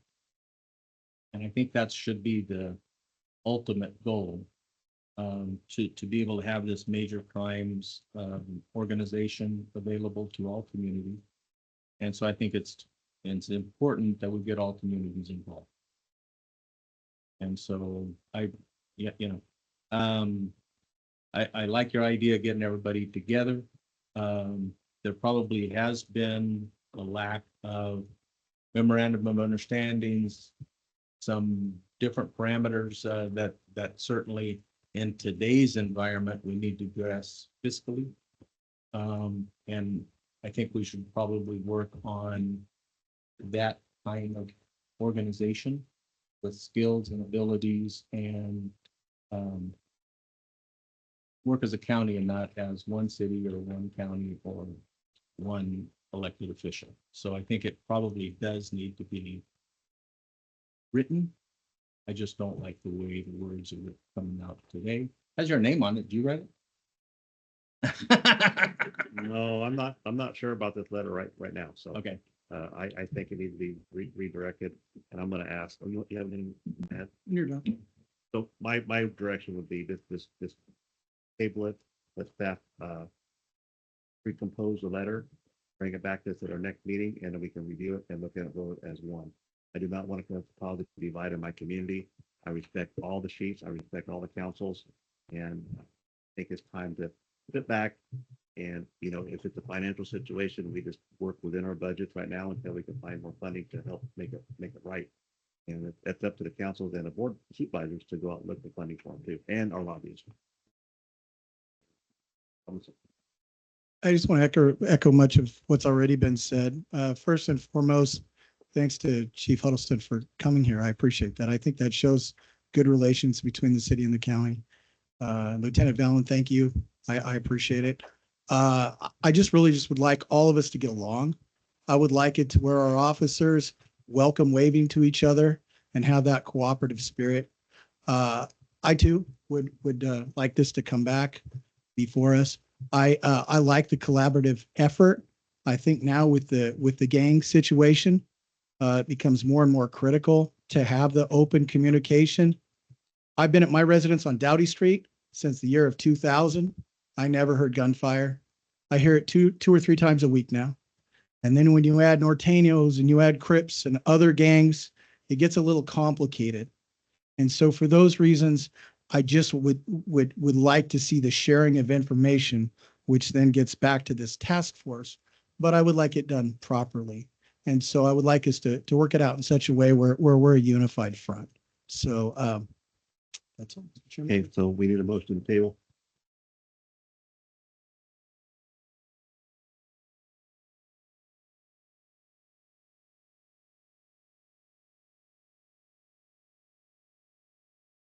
Mr. Chairman, I would make the motion that we table this letter today, but with the direction that staff brings back next week and wordsmiths this letter based on the comments of the Board of Supervisors, and to not make it so targeted to Chief Huddleston or to have any feeling that communicates negativity or lack of respect from the Kings County Board of Supervisors to Chief Huddleston, but that as we're put on notice, the board has to do its job too, to make sure that overall safety of the level for the taxpayers and the families of Kings County is there. And that's the kind of language I would like to see next week. And for the public, the agenda would be out by Friday morning, and the new version of this letter would be publicly online.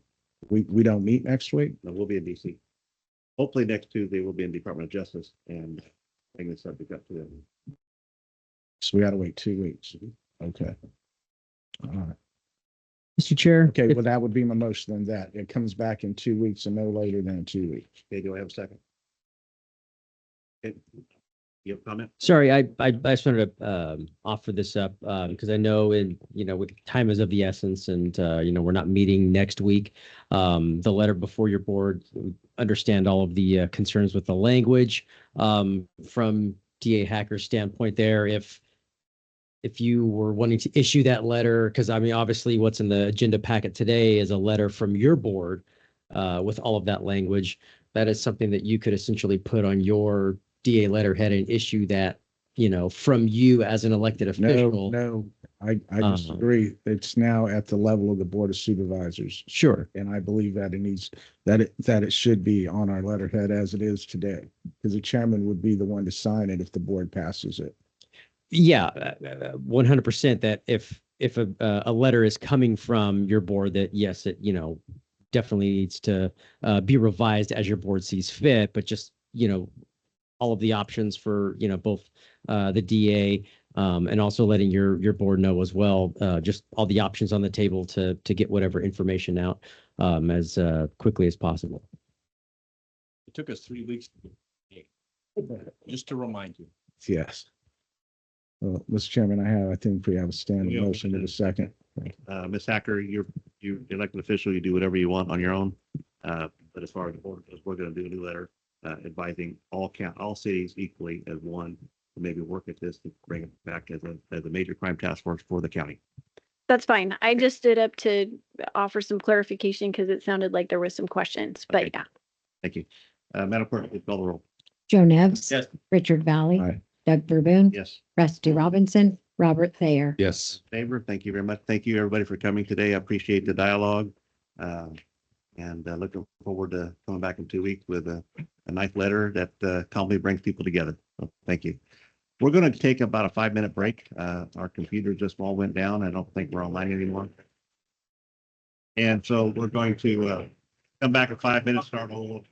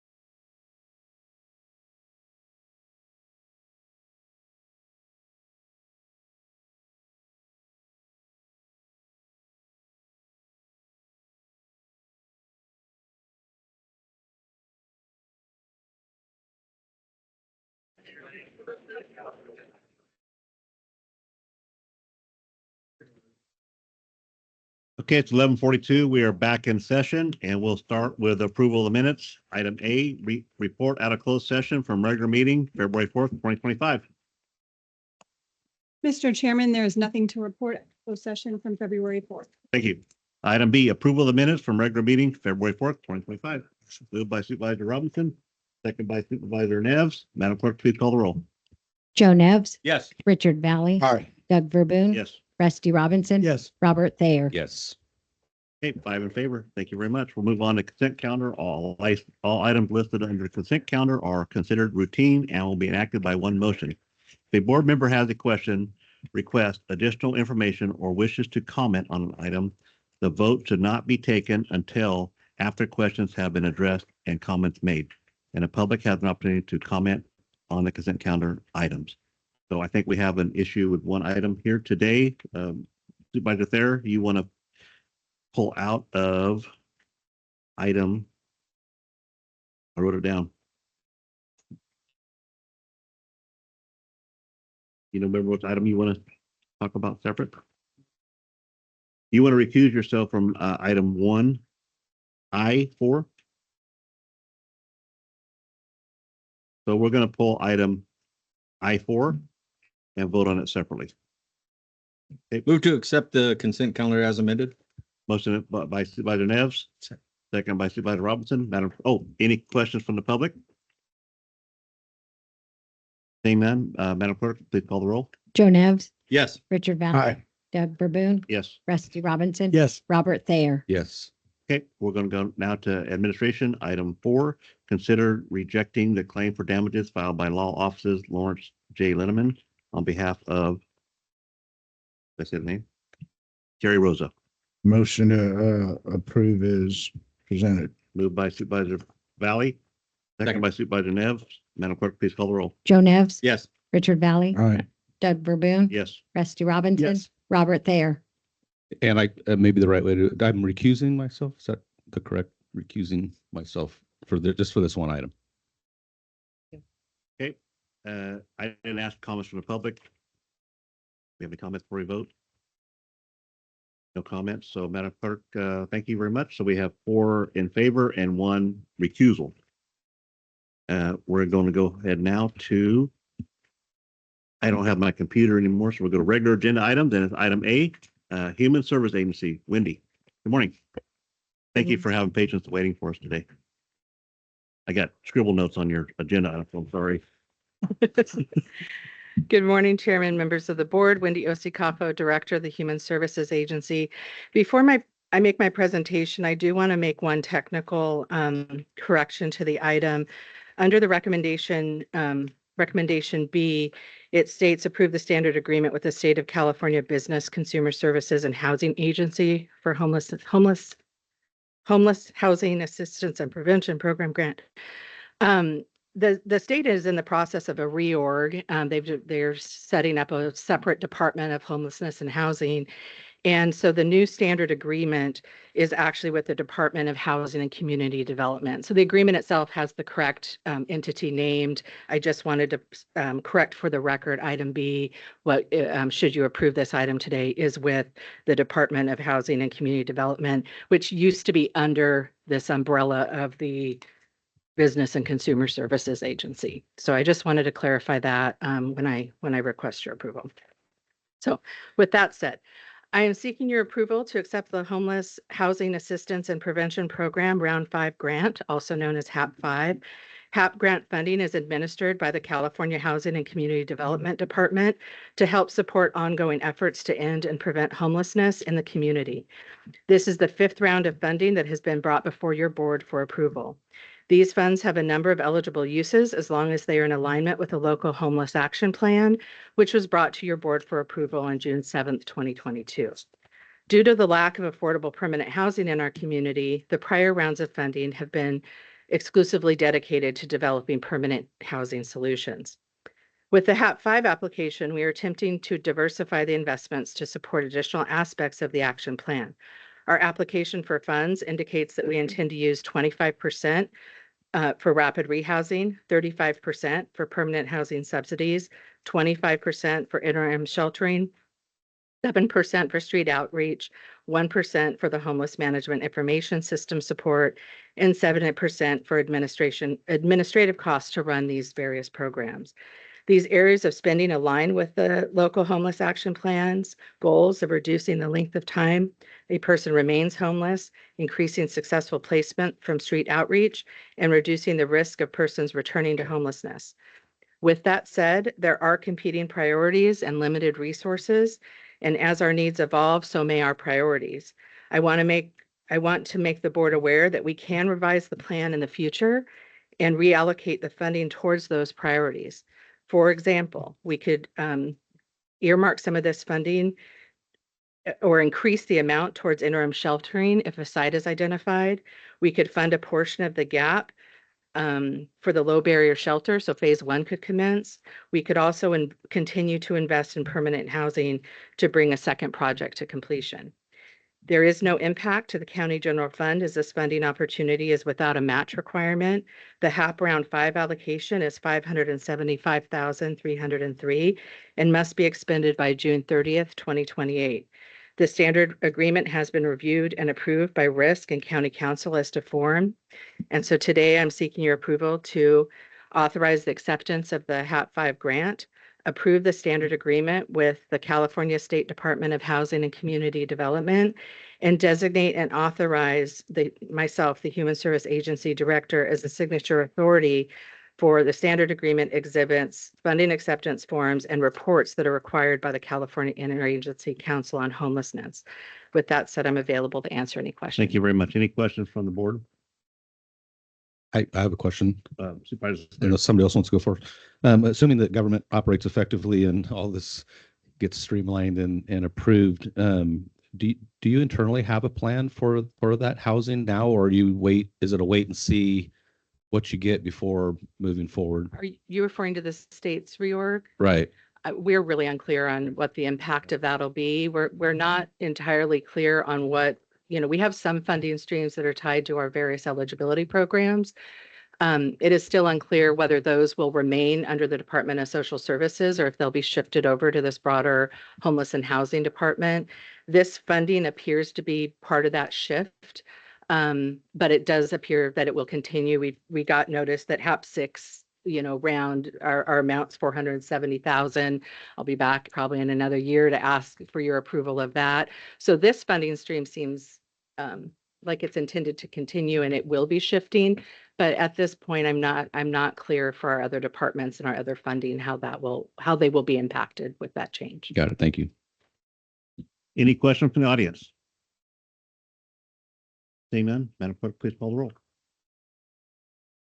Oh, wait. I was like, well, I didn't hear anything. We didn't have a motion in a second. So move it as amended. Did I pass that test? Moved by Supervisor Neves, second by Supervisor Robinson. Madam Clerk, please call the roll. Joe Nevs. Yes. Richard Valley. All right. Doug Verboten. Yes, Rusty Robinson. 5 in favor. Thank you. Thank you. Robert Yes. Thayer. Yeah. We're going I to didn't- go ahead and we're going to jump around some more because we've already confused enough as it is. But Mr. Jordan's been sitting back there all afternoon, all morning. And so we're going to move ahead to item D4. Consider adopting a resolution proclaiming February 25th, 2025 as Black History Month in Kings County. And we have, what I call you, Sheriff. Past Sheriff Jordan? Former sheriff. Former Sheriff Jordan. Yes. Thank you very much. Thank you for being here today. Yeah, thank you, Mr. Chairman and board members.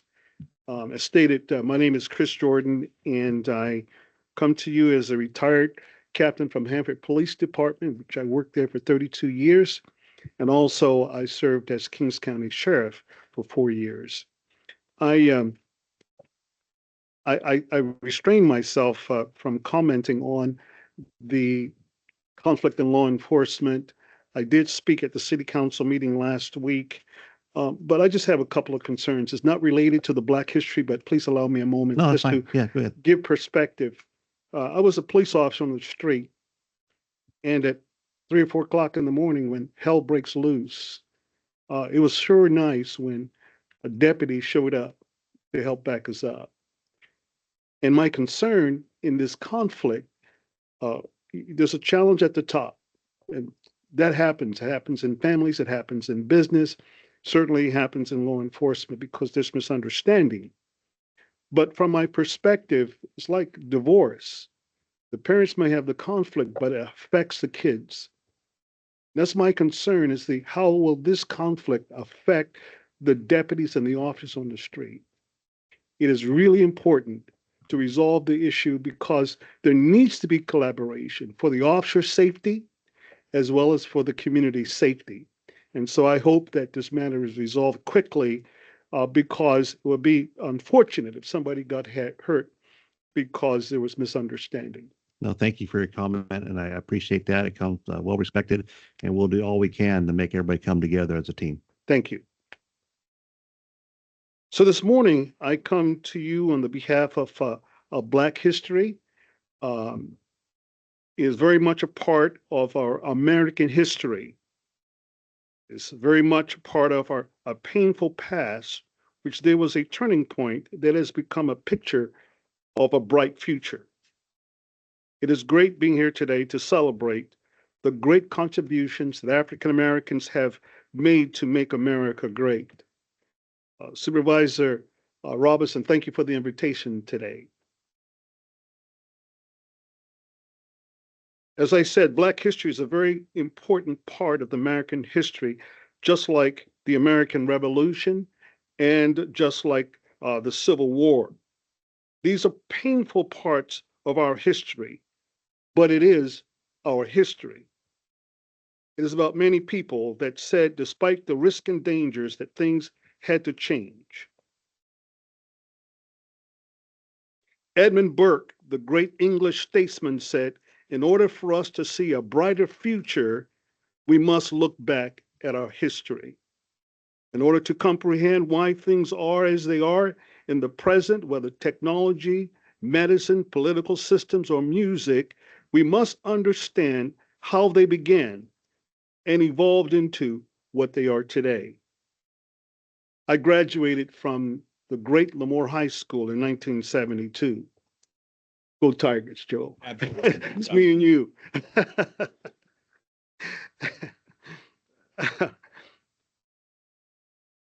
We learned from our history books that African Americans were only referred to as slaves, as people involved in the riots in the 60s, as prisoners, people on welfare. We believed as students that there was much more to our forefathers and that there were many contributions that African Americans had made to make America great. We believe this positive information should have been included in our history books. So the group of African American students, we gathered together and decided we wanted to make some changes. And so we met with the administration and told them our disappointment that we didn't have positive information or positive role models written about in our history book. And so he was not interested in making any changes. So we as students gathered together and decided we're going to have a sit-in, but we needed our parents' approval, which they gave to us. And we sat in the cafeteria. It lasted for 3 days. And there was no running around in the halls. We sat down and we met peacefully.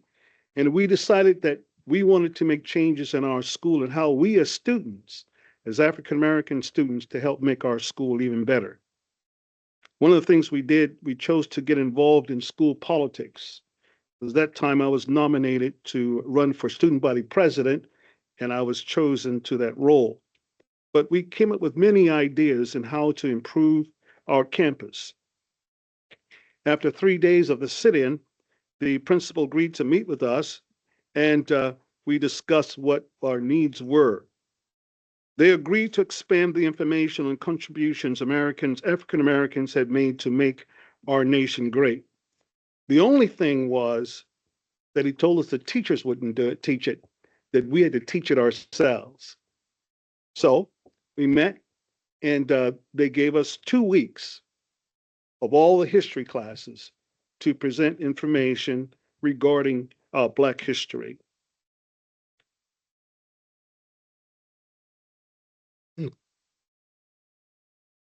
One of the great contributions to making America great was from George Washington Carver. His contributions has affected farming that affects us today. George Washington Carver developed 300 derivative products from peanuts. He developed peanut cheese, peanut milk, coffee, flour, ink, dyes, plastics, wood stains, soap, linoleum, medicine oils, cosmetics, etc., etc.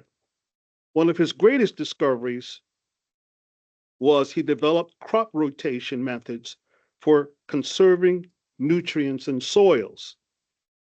Cotton had depleted the soil. He developed a strategy of growing nitrogen fixing plants like peanuts, soybeans, sweet potatoes. The soil could be restored. This allowed the soil to be restored, and it yielded an increase dramatically. The land reverted back to growing cotton after several years. There are many others that have made great contributions. One of my heroes is Dr. Martin Luther King. And one of the great comments that infected me was that he made a statement that he wanted people to judge people based on their character rather than the color of their skin. I'm proud and I'm thankful that when I was elected sheriff, that people voted on me because of my character rather than the color of my skin. And so Dr. Martin Luther King is a champion. It's a champion. It's a person whose vision was bigger than himself. He dared to dream for better conditions for those who were misfortuned. He was willing to demonstrate his personal conviction of self-sacrifice to achieve it. So there are many others that have made great contributions to make America great. I thank you for writing a resolution today and honoring those that have committed to making this a great country. Thank you so much. No, thank you very much. And thank you for taking time out to come today. I really appreciate it. And thank you for waiting for 3 hours in the back of the room. We never sat down, so thank you very much. My pleasure. Thank you. Bobby, you want to have anything to say? You're gonna, okay, all right. Good morning, Mr. Chairman, members of the board. My name is Veronica Mello, Administrative Analyst here at the County of Kings. Today I have the pleasure of introducing Executive Director of Commission on Aging, Bobby Wartson, who will be presenting a proclamation dedicating February 2025 as Black History Month in Kings County. Thank you. Good morning. Is it morning? Good afternoon. We've been here all morning. My name is Bobby Wartson. And like she said, I'm the Executive Director. And I for do Kings appreciate County. you having patience and waiting for us. We were struggled today, so thank you. When you deal with the clientele that I deal with, you have nothing but patience, or you're in the wrong business. It is an honor to stand here before you today to celebrate Black History Month, a time to dedicate to honoring the rich tapestry of African American history, culture, and contributions that have shaped our nation and the world. Black History Month is not just a celebration of the past, it is a powerful reminder of the resilient strength and enduring spirit of the community that has faced incredible challenges and yet continues to rise. It is a time to reflect on struggles, achievement of those who came before us, and to recognize the ongoing journey towards equality and justice. We remember the forerunners like Harry Tubman, who led countless enslaved people to freedoms through the Underground Railroad, Frederick Douglass, whose powerful words and unwavering determination helped to dismantle the institution of slavery. We honor the visionaries like Martin Luther King Jr., who dreamed of just a broad society, continue to inspire us. Rosa Parks, who initiated the civil rights movement. Black History Month is not only about well-known heroes, it's also about countless unrecognized individuals who have made significant contributions to every field, science, arts, literature, politics, and beyond. It is about the inventors, the educators, the advocates, the everyday people who have worked tireless to build a better future for us all. As we celebrate this month, let us also acknowledge the work that remains. The fight that racial equality and social justice is far from over. We have come a long ways, but we have a long ways to go. We must continue to challenge the systematic racism, advocate for policy change, and support initiatives that promotes diversity and inclusion. Each of us has a role to play in creating a society where everyone is valued and respected. Everyone. President Obama said, change will not come if we wait for others. Let me say that over again. Change will not come if we wait for some other time. We are the ones that we have been waiting for. We are the change that we seek. Let us take this time to educate ourselves and others to listen to stories and experience of our Black brothers and sisters, to amplify their voices, to let us celebrate the beauty and richness of Black culture. Let us commit to being allies in ongoing struggles for justice. I'm going to tell you a true story. My grandmother was 80-some years old. She lived in the backwoods of Arkansas. There was only one way in, one way out. She was out picking up, some people say pecans, some people say pecans, whatever you choose to say.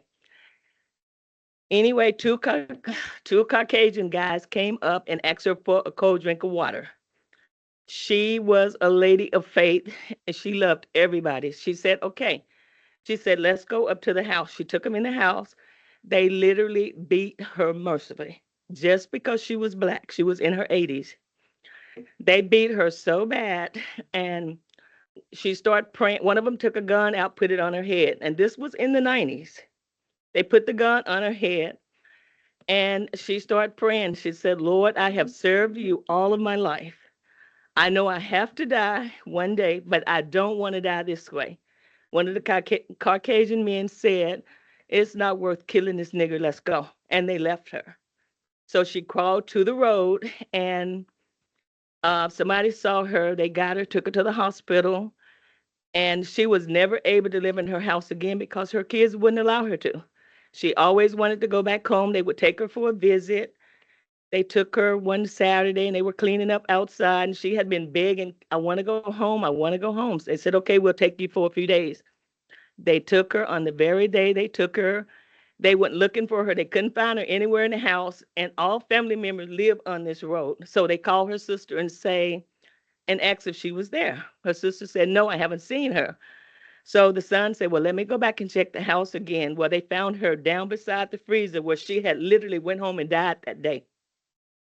So, and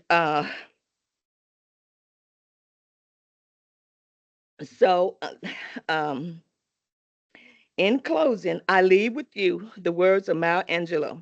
We encounter many defeats, but we must not be defeated. Let us carry this spirit with us, not just during Black History Month, but every day as we work together to build a brighter and more equitable future. So I thank you for making this Black History Month, this proclamation. I thank you very much. I thank you for allowing me to speak. Thank you very much, Bobby. And I'm really sorry your family had to experience that. No one should have to experience that. But sometimes society, you just can't help. We got people out there we can't control. So I'm sorry you had to deal with that. And I thank you for sharing your story. But it does not make everybody bad, because there's good people in all races, and it's Black History Month. But like he said, Black history is American history. Yes. With all of those people, Martin Luther King, Rosa Parks, it took everybody to get it done. They could not have done it by themselves. That's right. So this is a job for everybody to get done. Even with the stuff that's going on with the immigration, it's a job for everybody. You just cannot close your eyes and say it does not affect me. Well, So you. thank you. Thank you. No, thank you. We have a motion by Supervisor Robinson, second by Supervisor Neves. Do you have any questions from the audience? Nope. Madam Clerk, please call the roll. Joe Nevs. Yes. Richard Valley. Aye. Doug Verboon. Yes. Rusty Robinson. Robert Thayer. In favor. And thank you very much. I'm sorry it had to be in the last meeting in February. Next year, we're going to try a little harder and have it at the beginning of February. And I know I've attended your event at the Civic Auditorium over the years past, and I've always enjoyed it. They put on a great event. There's no alcohol, and it's probably the best food you're ever going to have. and everybody's very polite. So thank you. We really appreciate it. Okay, we'll move on now to the next item. We're going to go back up again, back on track, and we're going to go to item B, Information Technology Department, John Devlin. Morning, John. Good afternoon, Chairman, your fellow board members. I'll try to make this brief since it's a long morning, day, afternoon. The sheriff's deputies, they need to have their mobile data terminals, which is kind of funny. They still call them terminals because they're actually PCs, but they need to have them replaced. Almost all of them are out of warranty, and the problem, there's some that are not quite, but when they rotate the equipment in and out, it's hard when they don't match. And we used to buy them over several years, which made very good fiscal sense, but doesn't make very good operational sense. So what we're going to do is we're going to buy them through our, basically it's as if we're leasing it from ourselves. We buy it from the IT's fund, and then we charge them back over 5 years. And that way all the machines are the exact same type. They have the exact same dock, because that's the other thing where they plug them onto in the cars. Those all need to be the same. And that's the issue when you buy different ones every couple of years. They all end up becoming different. So that's basically the idea here. The fiscal impact is $246,238. It is budgeted for this current year. And like I said, it'll be amortized and charged back to the sheriff over 5 years. So we're asking that you approve the purchase of 66 MDTs from Dell Technology for the Sheriff's Department and authorize the purchasing manager to sign the PO for the 66 MDTs from Dell. Thank you. I'm here for any questions if you have any. Questions from the board? Any questions from the audience? Looking for a motion. Motion. Moved by Supervisor Thayer, second by Supervisor Neves. Madam Clerk, please call the roll. Joe Nevs. Yes. Richard Valley. Aye. Doug Verboon. Rusty Robinson. Robert Thayer. Yes. Thank you. Okay, thank you. Move on now to item C, Public Works Department, and we have Mitchell Cabrera. Morning, Mitchell, or good afternoon, Mitchell.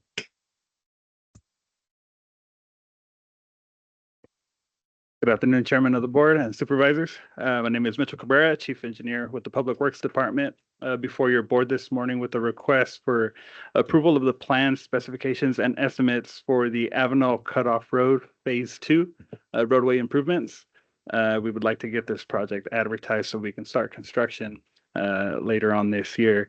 At the end of last year in October, we were able to finish the first phase of the Avenel Cutoff reconstruction project, which was 4.5 miles, successfully under budget and within the allocated time we had planned for that one.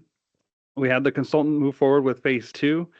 This phase includes the reconstruction of roughly 4.7 miles from south of 25th Avenue to just north of 30th Avenue. So we're just picking up where we left off with the last project and going 4.7 miles forward. That'll bring us to completed 9.2 miles out of the 15 that falls under the county jurisdiction. Just keep it brief. The detour, it'll be a full closure to save money, as we found out last time when we had to rebid the project various times due to the closure and detour routes. The detour will be Jackson Avenue to State Route 41 to Nevada for both northbound and southbound traffic. Just due to the location of this next phase, there really is no alternate detour without having to use state routes. So we will be working with Caltrans to get that encroachment permit and that detour in place. The closure is anticipated to last a total of 60 working days, approximately 3 months, similar to what we did last time. The plan is to hopefully come in under that time frame, like we did with the phase 1. Engineers' estimate for this phase 2 is roughly $7 million, similar to the last phase. Hopefully we can get a good contractor with oil prices on the hot mix asphalt and bring that down like we did this last go around. So the recommendation is to approve and allow the department to advertise the project for construction. We would advertise the month of March, open bids 1st of April, award end of May, early June. So hopefully be out in construction mid-June, July. Thank you. Any questions from the board? Mr. Chair, I'd like to move forward with the motion as presented, but I also want to take a quick second to thank Mr. Cabrero and Superintendent Raphael Roscoe. We had an emergency in Home Garden last week. Sinkhole just right off 10th that caused concern for sinkhole on 10th, right in the middle of that very busy, fast-moving intersection. And so when I got the call from the president of the Home Garden CSD early that morning, I told her I'd be right on the way on the drive. I reached out. We got Mr. Cabrera on the line by the time I got home guard, and him and the superintendent were there. They got swift action, met with the contractor that day while I was there. And as I understand, the work should be done by today. So thank you, sir, and to your superintendent and the rest of your staff. Thank you. We have a motion by Supervisor Valley. Do we have any questions from the audience? A second by Supervisor Robinson. Madam Clerk, please call. Joe Nevs, Yes. Richard Valley, Aye. Doug Verboon. Yes. Rusty Robinson. Yes. Robert Thayer. Yes. Thank you. Okay, thank you. 5 in favor. Okay, now we're going to go to administration and Matthew Boyette. Good morning, Mr. Chairman, members of the board. Matthew Boyette, Deputy County Administrative Officer, Kings County Administration. So the County Administrative Officer was directed to bring back a compensation adjustment for the Director of Child Support Services. The salary recommendation to be set is at $14,166 per month, including management benefits. And the salary and benefits are included in the fiscal year 24-25 adopted budget. The current salary is $13,008 per month. So the recommendation will increase the current salary only, and no additional changes to the benefits will be made. With that, the recommendation before your board this morning is to set the compensation for the Director of Child Support Services Director effective February 17th, 2025. And with that, that concludes my presentation. I'm happy to answer any questions you may have. Thank you. Any questions from the board? Motion approved as presented, Mr. Chairman. Moved by Supervisor Second. Valley, second by Supervisor Thayer. Madam Clerk, please call the roll. Joe Nevs. Yes. Richard Valley. Aye. Doug Verboon. No.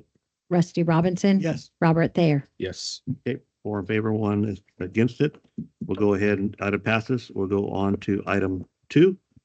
And looks like we have Alex. Good afternoon, Mr. Chairman and members of the board. Thank you for your time. Alex C. Walker, Administrative Analyst for the County of Kings Administration. Before you this afternoon is 4 earmarks for your board's consideration. In early 2021, the 117th Congress announced the return of congressional earmarking. Due to the large number of public entities and nonprofits within any congressional jurisdiction, typically representatives of the House and Senate are only able to submit a small number of these requests. The county has been successful in securing earmarks in the past, notably the Sheriff's Office Operations Building, Sheriff's Office body cameras, the Kettleman City Pedestrian Bridge, and fire equipment. The county is also currently having a pending earmark from the previous year, the Kettleman City Broadband Connectivity Project, which we anticipate will be awarded. The county has had the opportunity to submit the same projects through the state budget, and staff is bringing forward these 4 requests for your project consideration. And we would appreciate your direction in prioritizing which you would like to submit to both the state and federal delegations.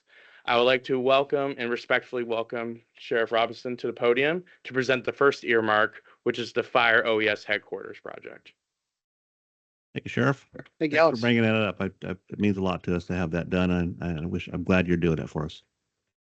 If you'll bear with me 1 second. I have a news article.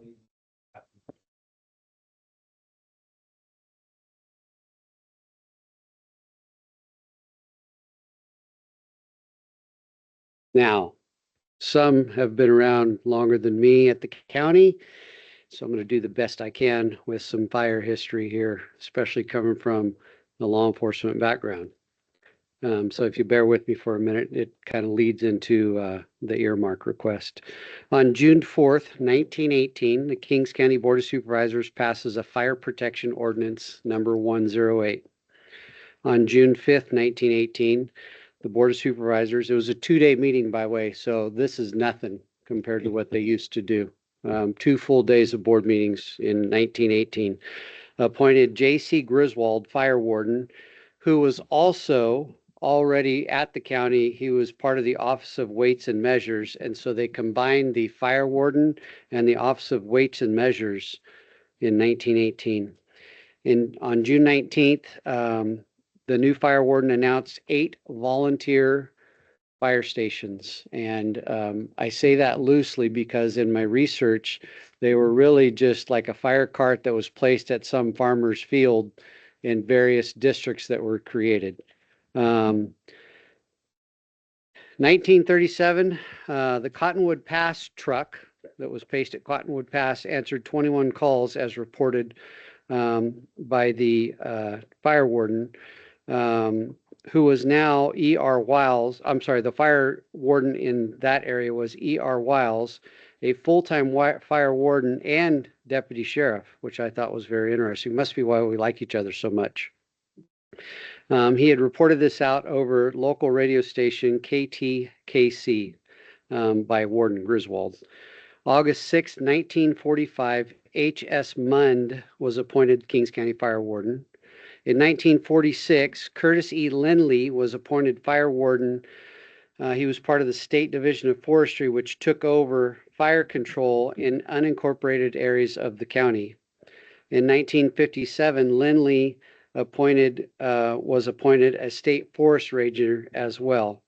In 1959, Lindley was recognized by the state for 25 years of service to the state, but he was also the director of all Kings County parks.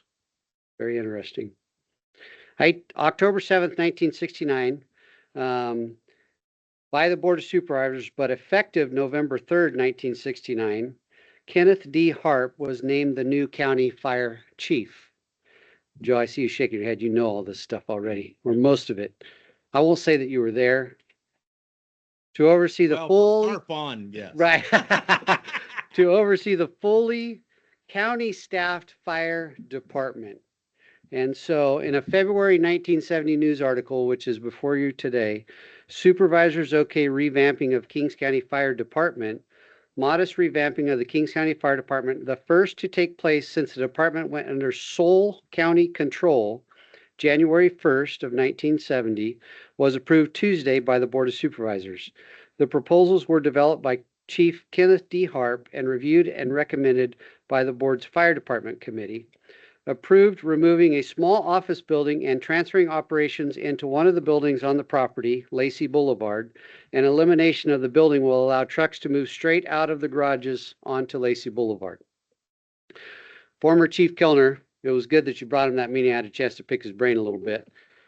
Told me that he started in the late 1970s, and when he started, fire administration was in our current HR building, which was originally the finance building for the county when it was originally designed. My conclusion here is, in my research, the county has never built a brand new state-of-the-art fire headquarters for the fire department. I was fortunate enough to participate in, begging and borrowing and selling our soul to this devil to get money for a new sheriff's headquarters. And I'm pleased to participate in this with the fire department. I know the chief couldn't be here, and Matt and I and the chief have been working on this, and Alex and admin, and we're starting to put the packet together, which is why I started to do some of the history for the fire department.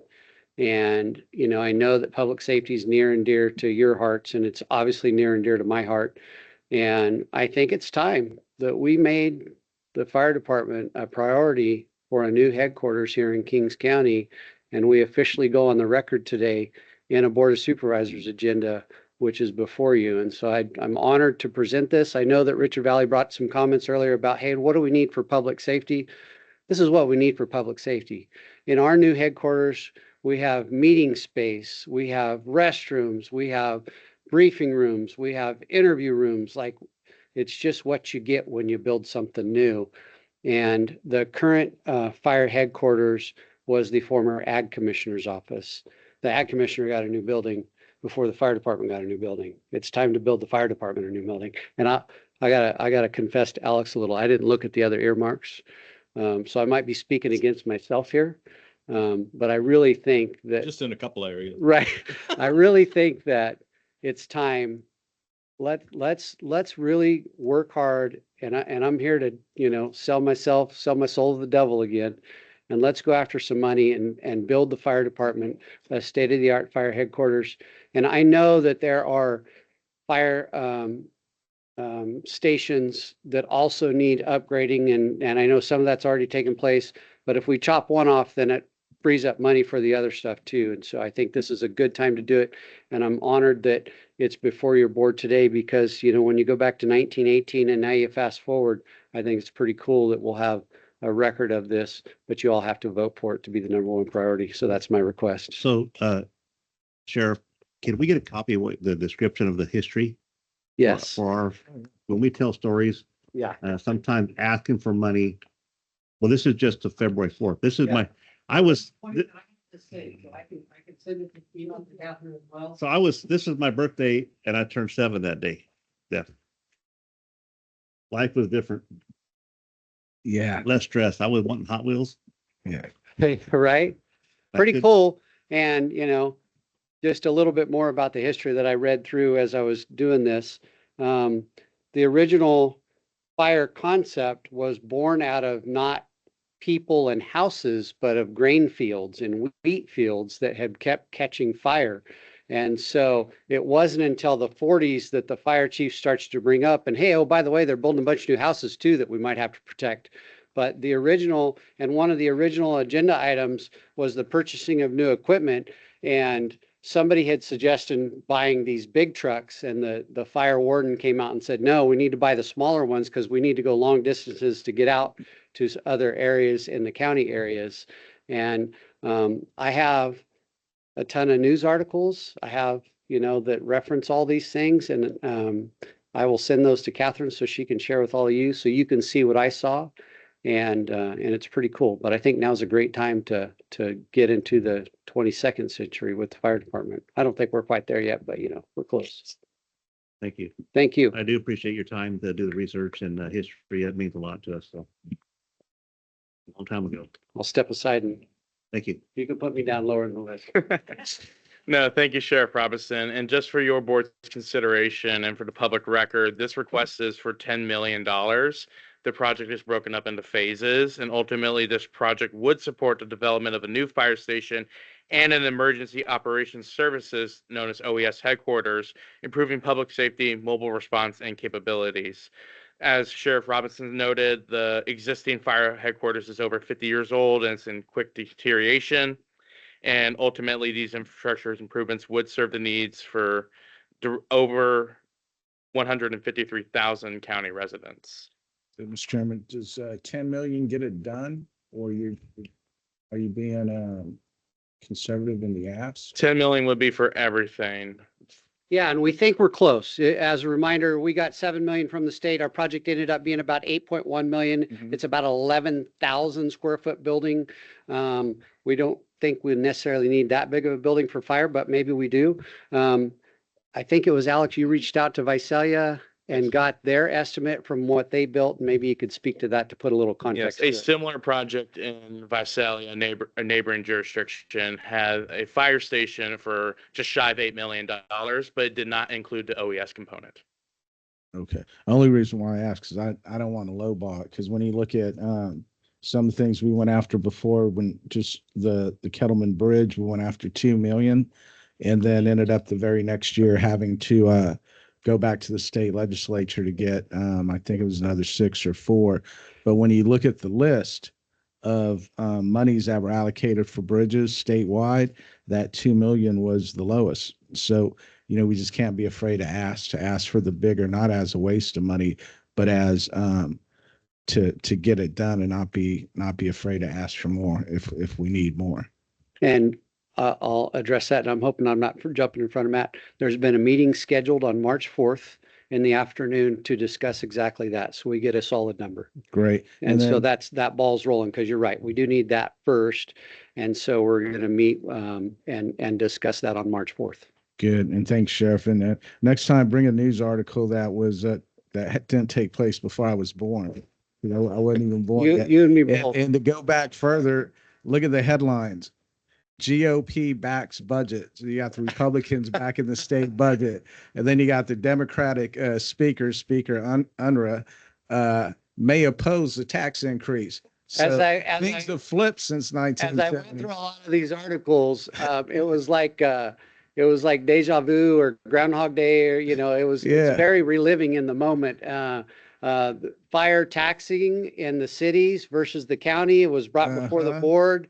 because they wanted to remove the fire tax that was going to the Board of Supervisors and the county and send it to the cities so the cities could start their own fire departments. And that's Wow. one of the articles you'll see. So That is so. we're gonna have to revisit some of that. I want some of that city money to come back to the county. Yeah, we can. When you were doing the research, did you use our archives and the logbooks that we have on file now, or did you look someplace else? I didn't. And so a few years ago, I was doing some research actually about my dad and his baseball career, and I stumbled across a website.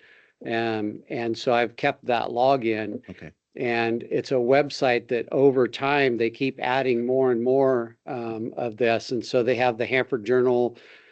They have so much information in there. So no, I'm just using a website that I stumbled across when I was looking for some stuff on my dad and his baseball career. Oh, very cool. Yeah. Thank you. Pretty cool. Appreciate your time. Yeah. Thanks, Alex, for doing all that. Thank you, Alex. Sheriff Robinson, and Well, thank yours you, again. Board. Moving on to the second proposed project presented by administration. It is an Armona Park rehabilitation. The value of this project is $825,000. Armona is a community service district with a population of about 4,000 people, which over 75% are Hispanic, and the employment rate is only about 54%. This means that the average income level is about 50% of the national average or 40% of the state average, and therefore Armona is nearly half of what the national average would be and 40% of the state average. Armona is in great need of many resources, and there is an existing park that is in great need of rehabilitation. The park has old, antiquated, and dangerous electrical lighting, which should be upgraded to LED lighting. The ground and fields are not level and not safe for anyone to play sports such as soccer, baseball, softball, etc. Basketball court is also in need of improvements in order to give children a safe environment to which they can play. This project will rehabilitate the only available recreational park for Armona. It is critical to allocate funds to such an underserved area and to have its blighted park brought up to reasonable safety and recreational standards. Residents en masse commute out of Armona to access recreation, with those without flexibility and means to leave being left with no alternatives. Supporting this project would address community desires, long experience inequities, and bring much needed development into the area.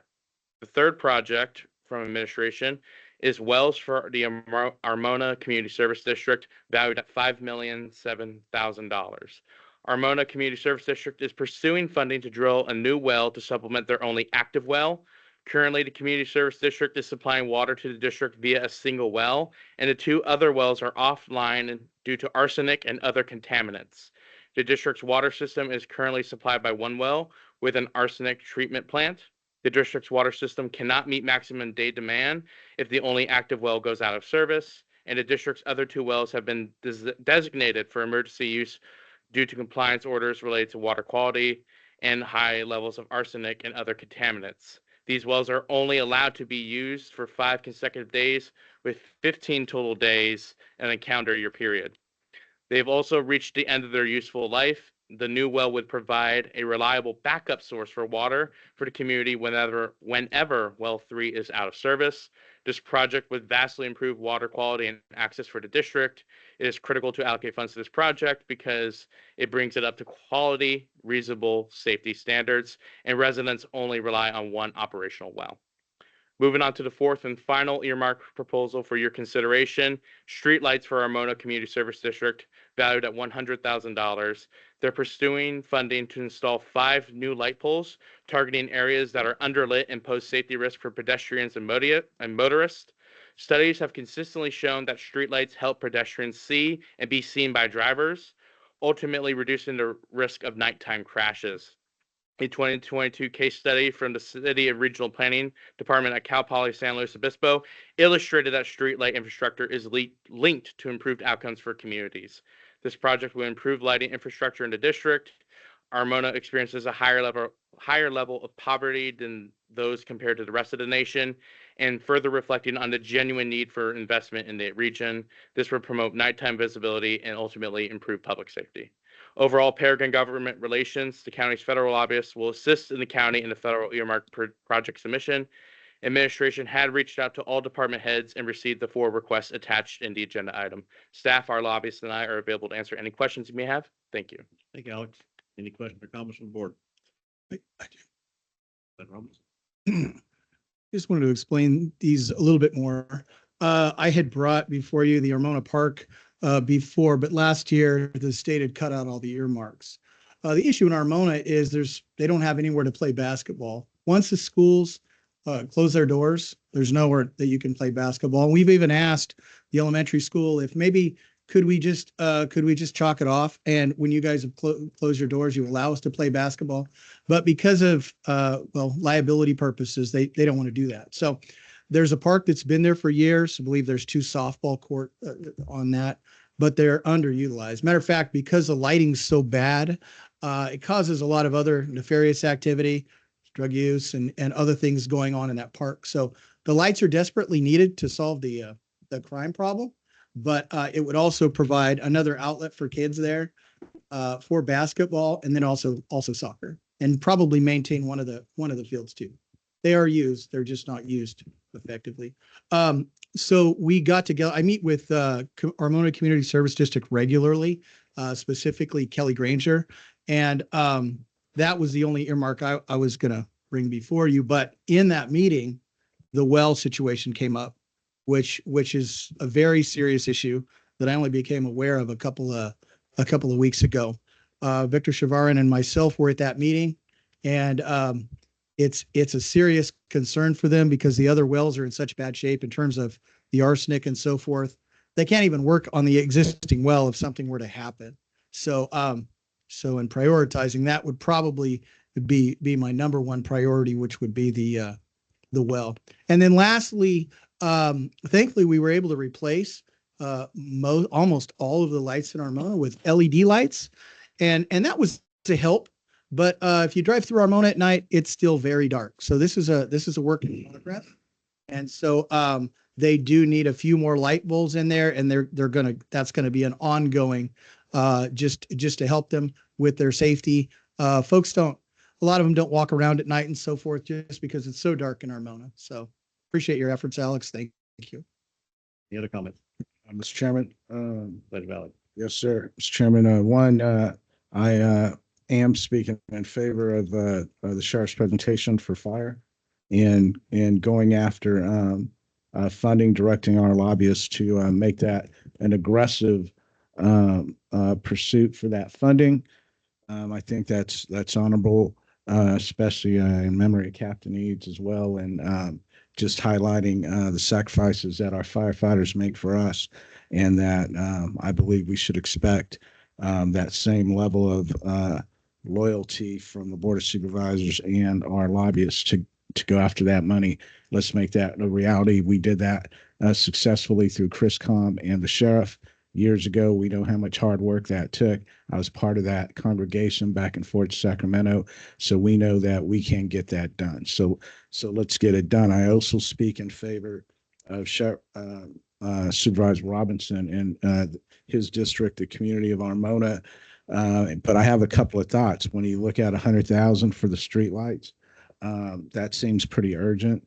I would rather see the board direct staff to pursue a scenario where in this summer's budget, the county could allocate that money to the Armona CSD and find a way for us as a county to take care of that. We've taken care of several other CSDs, Stratford, Armona, Home Garden, and Kettleman City. And so for the support to my district for CSDs, I would happily be supportive of a yes vote on county funds to help take care of the Armona streetlight situation ASAP. Secondly, again, just going off experience, when you look at the well and Supervisor Robinson identifying that as a priority, that situation, when you read it, it almost goes hand in hand.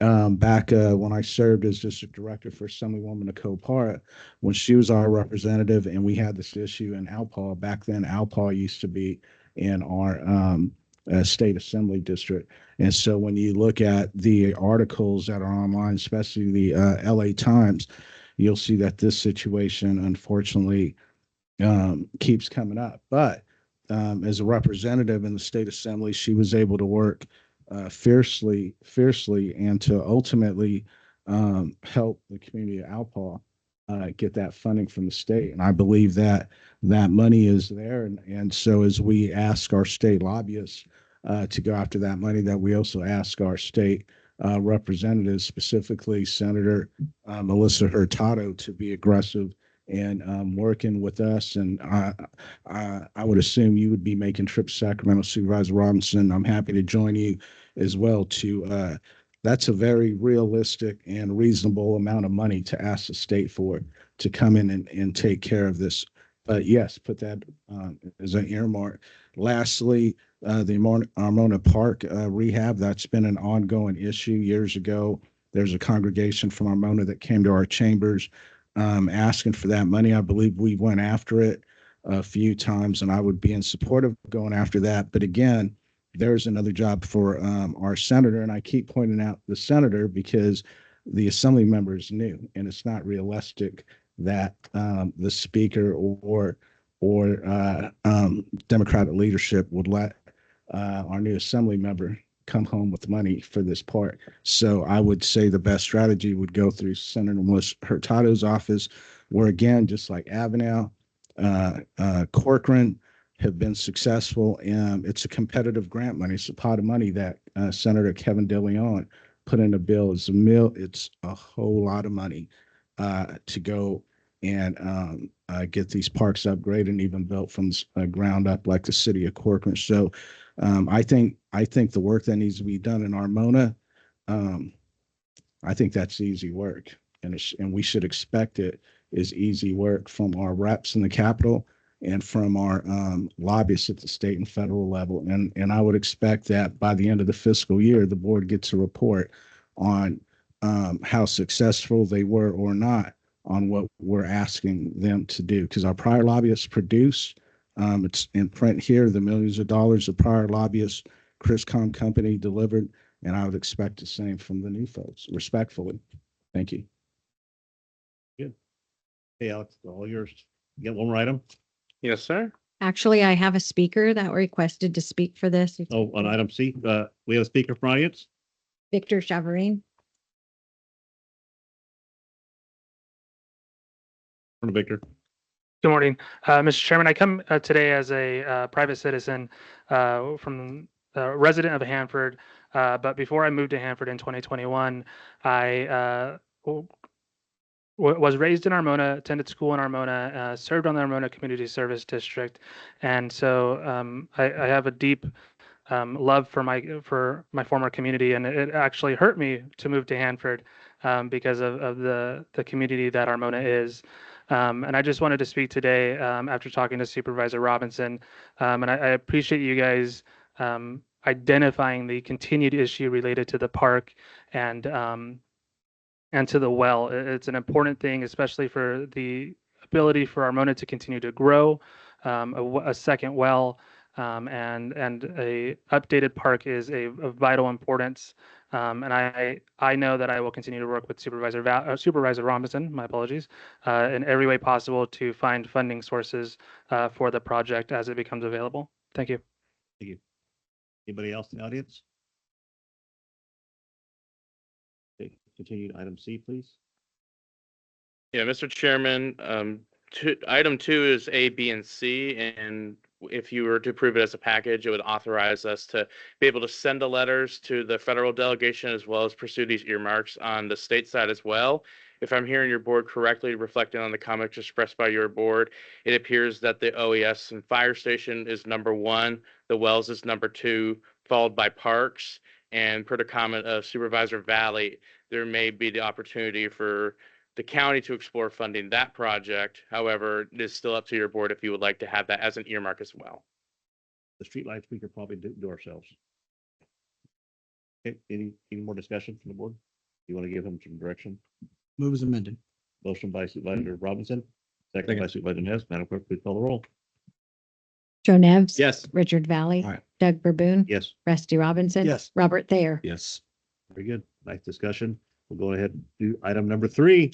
Thank you, Mr. Chairman. This afternoon, I'll be presenting the Kings County 2025 legislative platform, noting the revisions that have been made when this was first brought to your board for a study session on February 4th. Your board provided feedback during the study session to revise language as it related to the topic of water, as well as direction to draft language that addresses the topic of immigration. The draft before your board this afternoon reflects these changes while preserving the content of the other topic areas presented during the study session. My remarks this afternoon will focus on the revisions made per your board's direction and feedback. It should also be noted that minor spelling and formatting errors were addressed, such as on page 19, which corrected the reference to anthropology, performance, and technology, abbreviated APT, to be active transportation program, ATP, as was intended. Starting off with the topic of water, the language was revised to be in line with the board's comments and our lobbyist's recommendation to ensure maximum water delivery to the valley and ensure maximum flexibility for the county to support water policies that most benefit the county and the Central Valley region. In several department head meetings, support for policies that increase water supply in the valley was supported, and this revised language on biops is in line with these discussions and the communicated board direction. Now turning to the topic of immigration, draft language was created by incorporating the feedback expressed by the members of this board during the February 4th study session. The language was further reviewed by our lobbyists and supported to be added in each side of the platform. As a result, both the state and federal platforms now have a new section entitled Immigration on page 23 and 36, respectively. Both read as follows.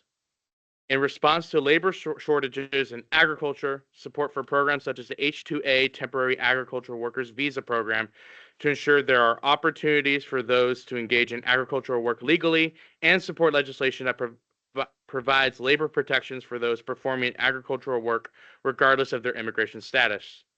Support legislation that would create a pathway for undocumented agricultural workers and residents to gain legal residency status and provide a pathway to citizenship. Support the enforcement of existing immigration law in a manner compliant with the law, responsive to community needs and public safety, affording due process and legal protections undocumented individuals are otherwise entitled to. Support legislation to modify the California Values Act, known as SB 54.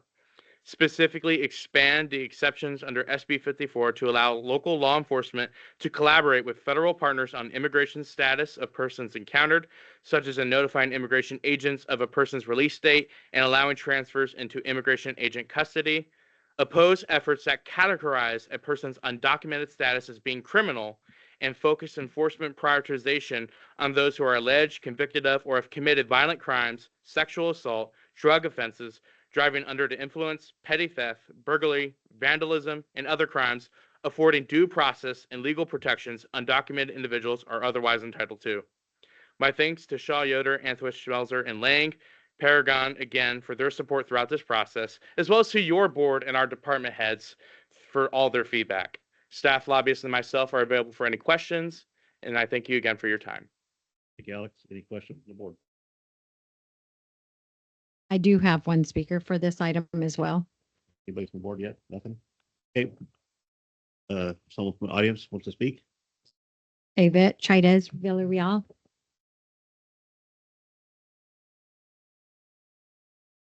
Good afternoon now, members of the board. First and foremost, let's shake it out. It's been a long morning. As I said, my name is Yvette Chaidez Villarreal. I'm a resident of Kings County. I have lived in Kings County since I was 2 years old. My family moved here from Culiacan, Sinaloa, Mexico in 1991, fleeing cartel violence. I'm here today to stand in solidarity with my immigrant brothers and sisters as a voice and representation for those who fear for speaking up for themselves or who simply cannot make it today on a Tuesday afternoon. I'm here as a proud Mexicana, immigrant, child of farm workers, and my Papa Nacho and ancestors' wildest dreams to speak up in opposition of the callous remarks that were made about immigrants during the Kings County Board of Supervisors meeting on February 4th. Immigrants have long been integral to Kings County's identity, contributing significantly to our labor force, small businesses, and community institutions. According to the Institute on Taxation and Economic Policy, the 11,000 approximately undocumented immigrants in Kings County contribute approximately $5.35 million annually in state and local taxes, supporting public services, schools, and infrastructure. If granted legal status, their contribution could increase by over $535,000 per year, further strengthening our economy. Deporting these workers would not only be inhumane, but would also destabilize our workforce and reduce essential tax revenue. I also want to note that nationwide, the undocumented immigrant community contributes more than $80+ billion in taxes.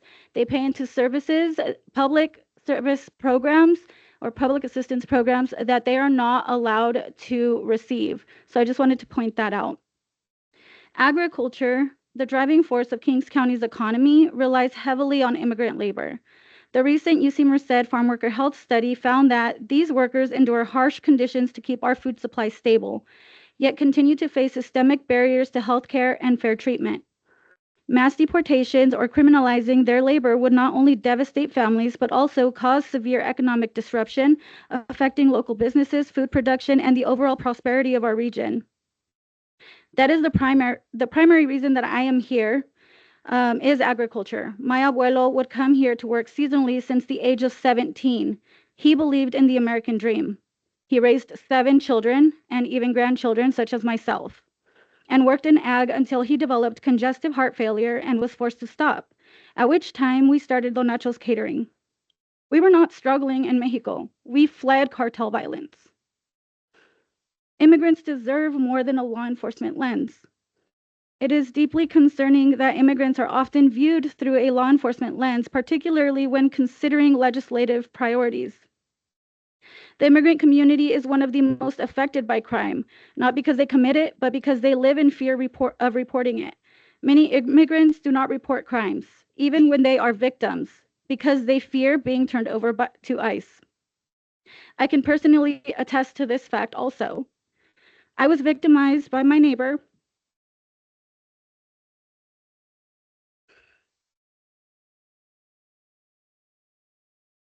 when I was a small child. And one of the things he said that kept me from saying anything is his threat that my family would be sent back to Mexico. It wasn't until 2020, as an adult, that I finally worked up the courage to report it. Of course, the statute of limitations was passed. But that man is still out there, and God knows how many other children he's victimized. This fear allows criminals to exploit and target immigrant communities with little consequence, making them more vulnerable to violence, wage theft, human trafficking, and other abuses. Immigrants are not criminals. And I do thank you for making the changes, but I just still wanted to express this for the record. Immigrants are not criminals, just as rapists don't represent all men. Violent offenders do not represent all immigrants. The repeated conflation of immigration with crime is not only factually incorrect,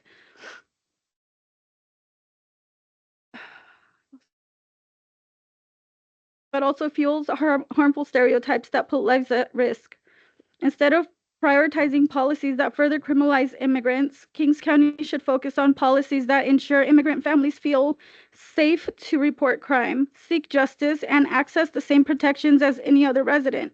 Immigrants deserve to be seen as the hardworking, law-abiding, and contributing members of our community that they are, and not just through the law enforcement lens. I promise you that the law-abiding immigrants in our community don't care about you turning over violent offenders that are in your jail.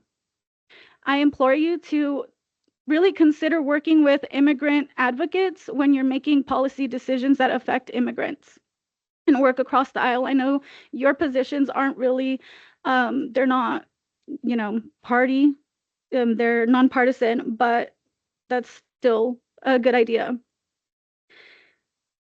I also would like to debunk some misinformation about farm workers and COVID-19. It is critical to address false claims that farm workers stayed home and collected unemployment or exclusion pay during the COVID-19 pandemic. This statement is not based on fact or lived experience, but rather on opinion. The farm worker health study conducted by the UC Merced Community and Labor Center confirms that this claim does not reflect the reality of farm workers in the Central Valley. Undocumented farm workers did not qualify for unemployment benefits or federal COVID-19 relief. Unlike other workers who received financial support, undocumented farm workers continued working despite the health risks because they had no safety net. There was a statewide campaign advocating for financial assistance for undocumented workers precisely because they were excluded from government programs like unemployment insurance, stimulus checks, and exclusion pay that others received during the pandemic. Many farm workers risked their lives as essential workers, continuing to work in the fields while facing high COVID-19 exposure rates, lack of access to health care, and financial hardship. Misrepresenting their struggles and sacrifices not only disrespects the essential labor they provide during a national crisis, but also spreads harmful misinformation that undermines the reality of their contributions. As discussions around immigration policies continue, it is essential to use precise terminology. The terms undocumented immigrant, legal permanent resident or LPR, and naturalized U.S. citizen or U.S. citizen are often used interchangeably, but they represent very different legal statuses.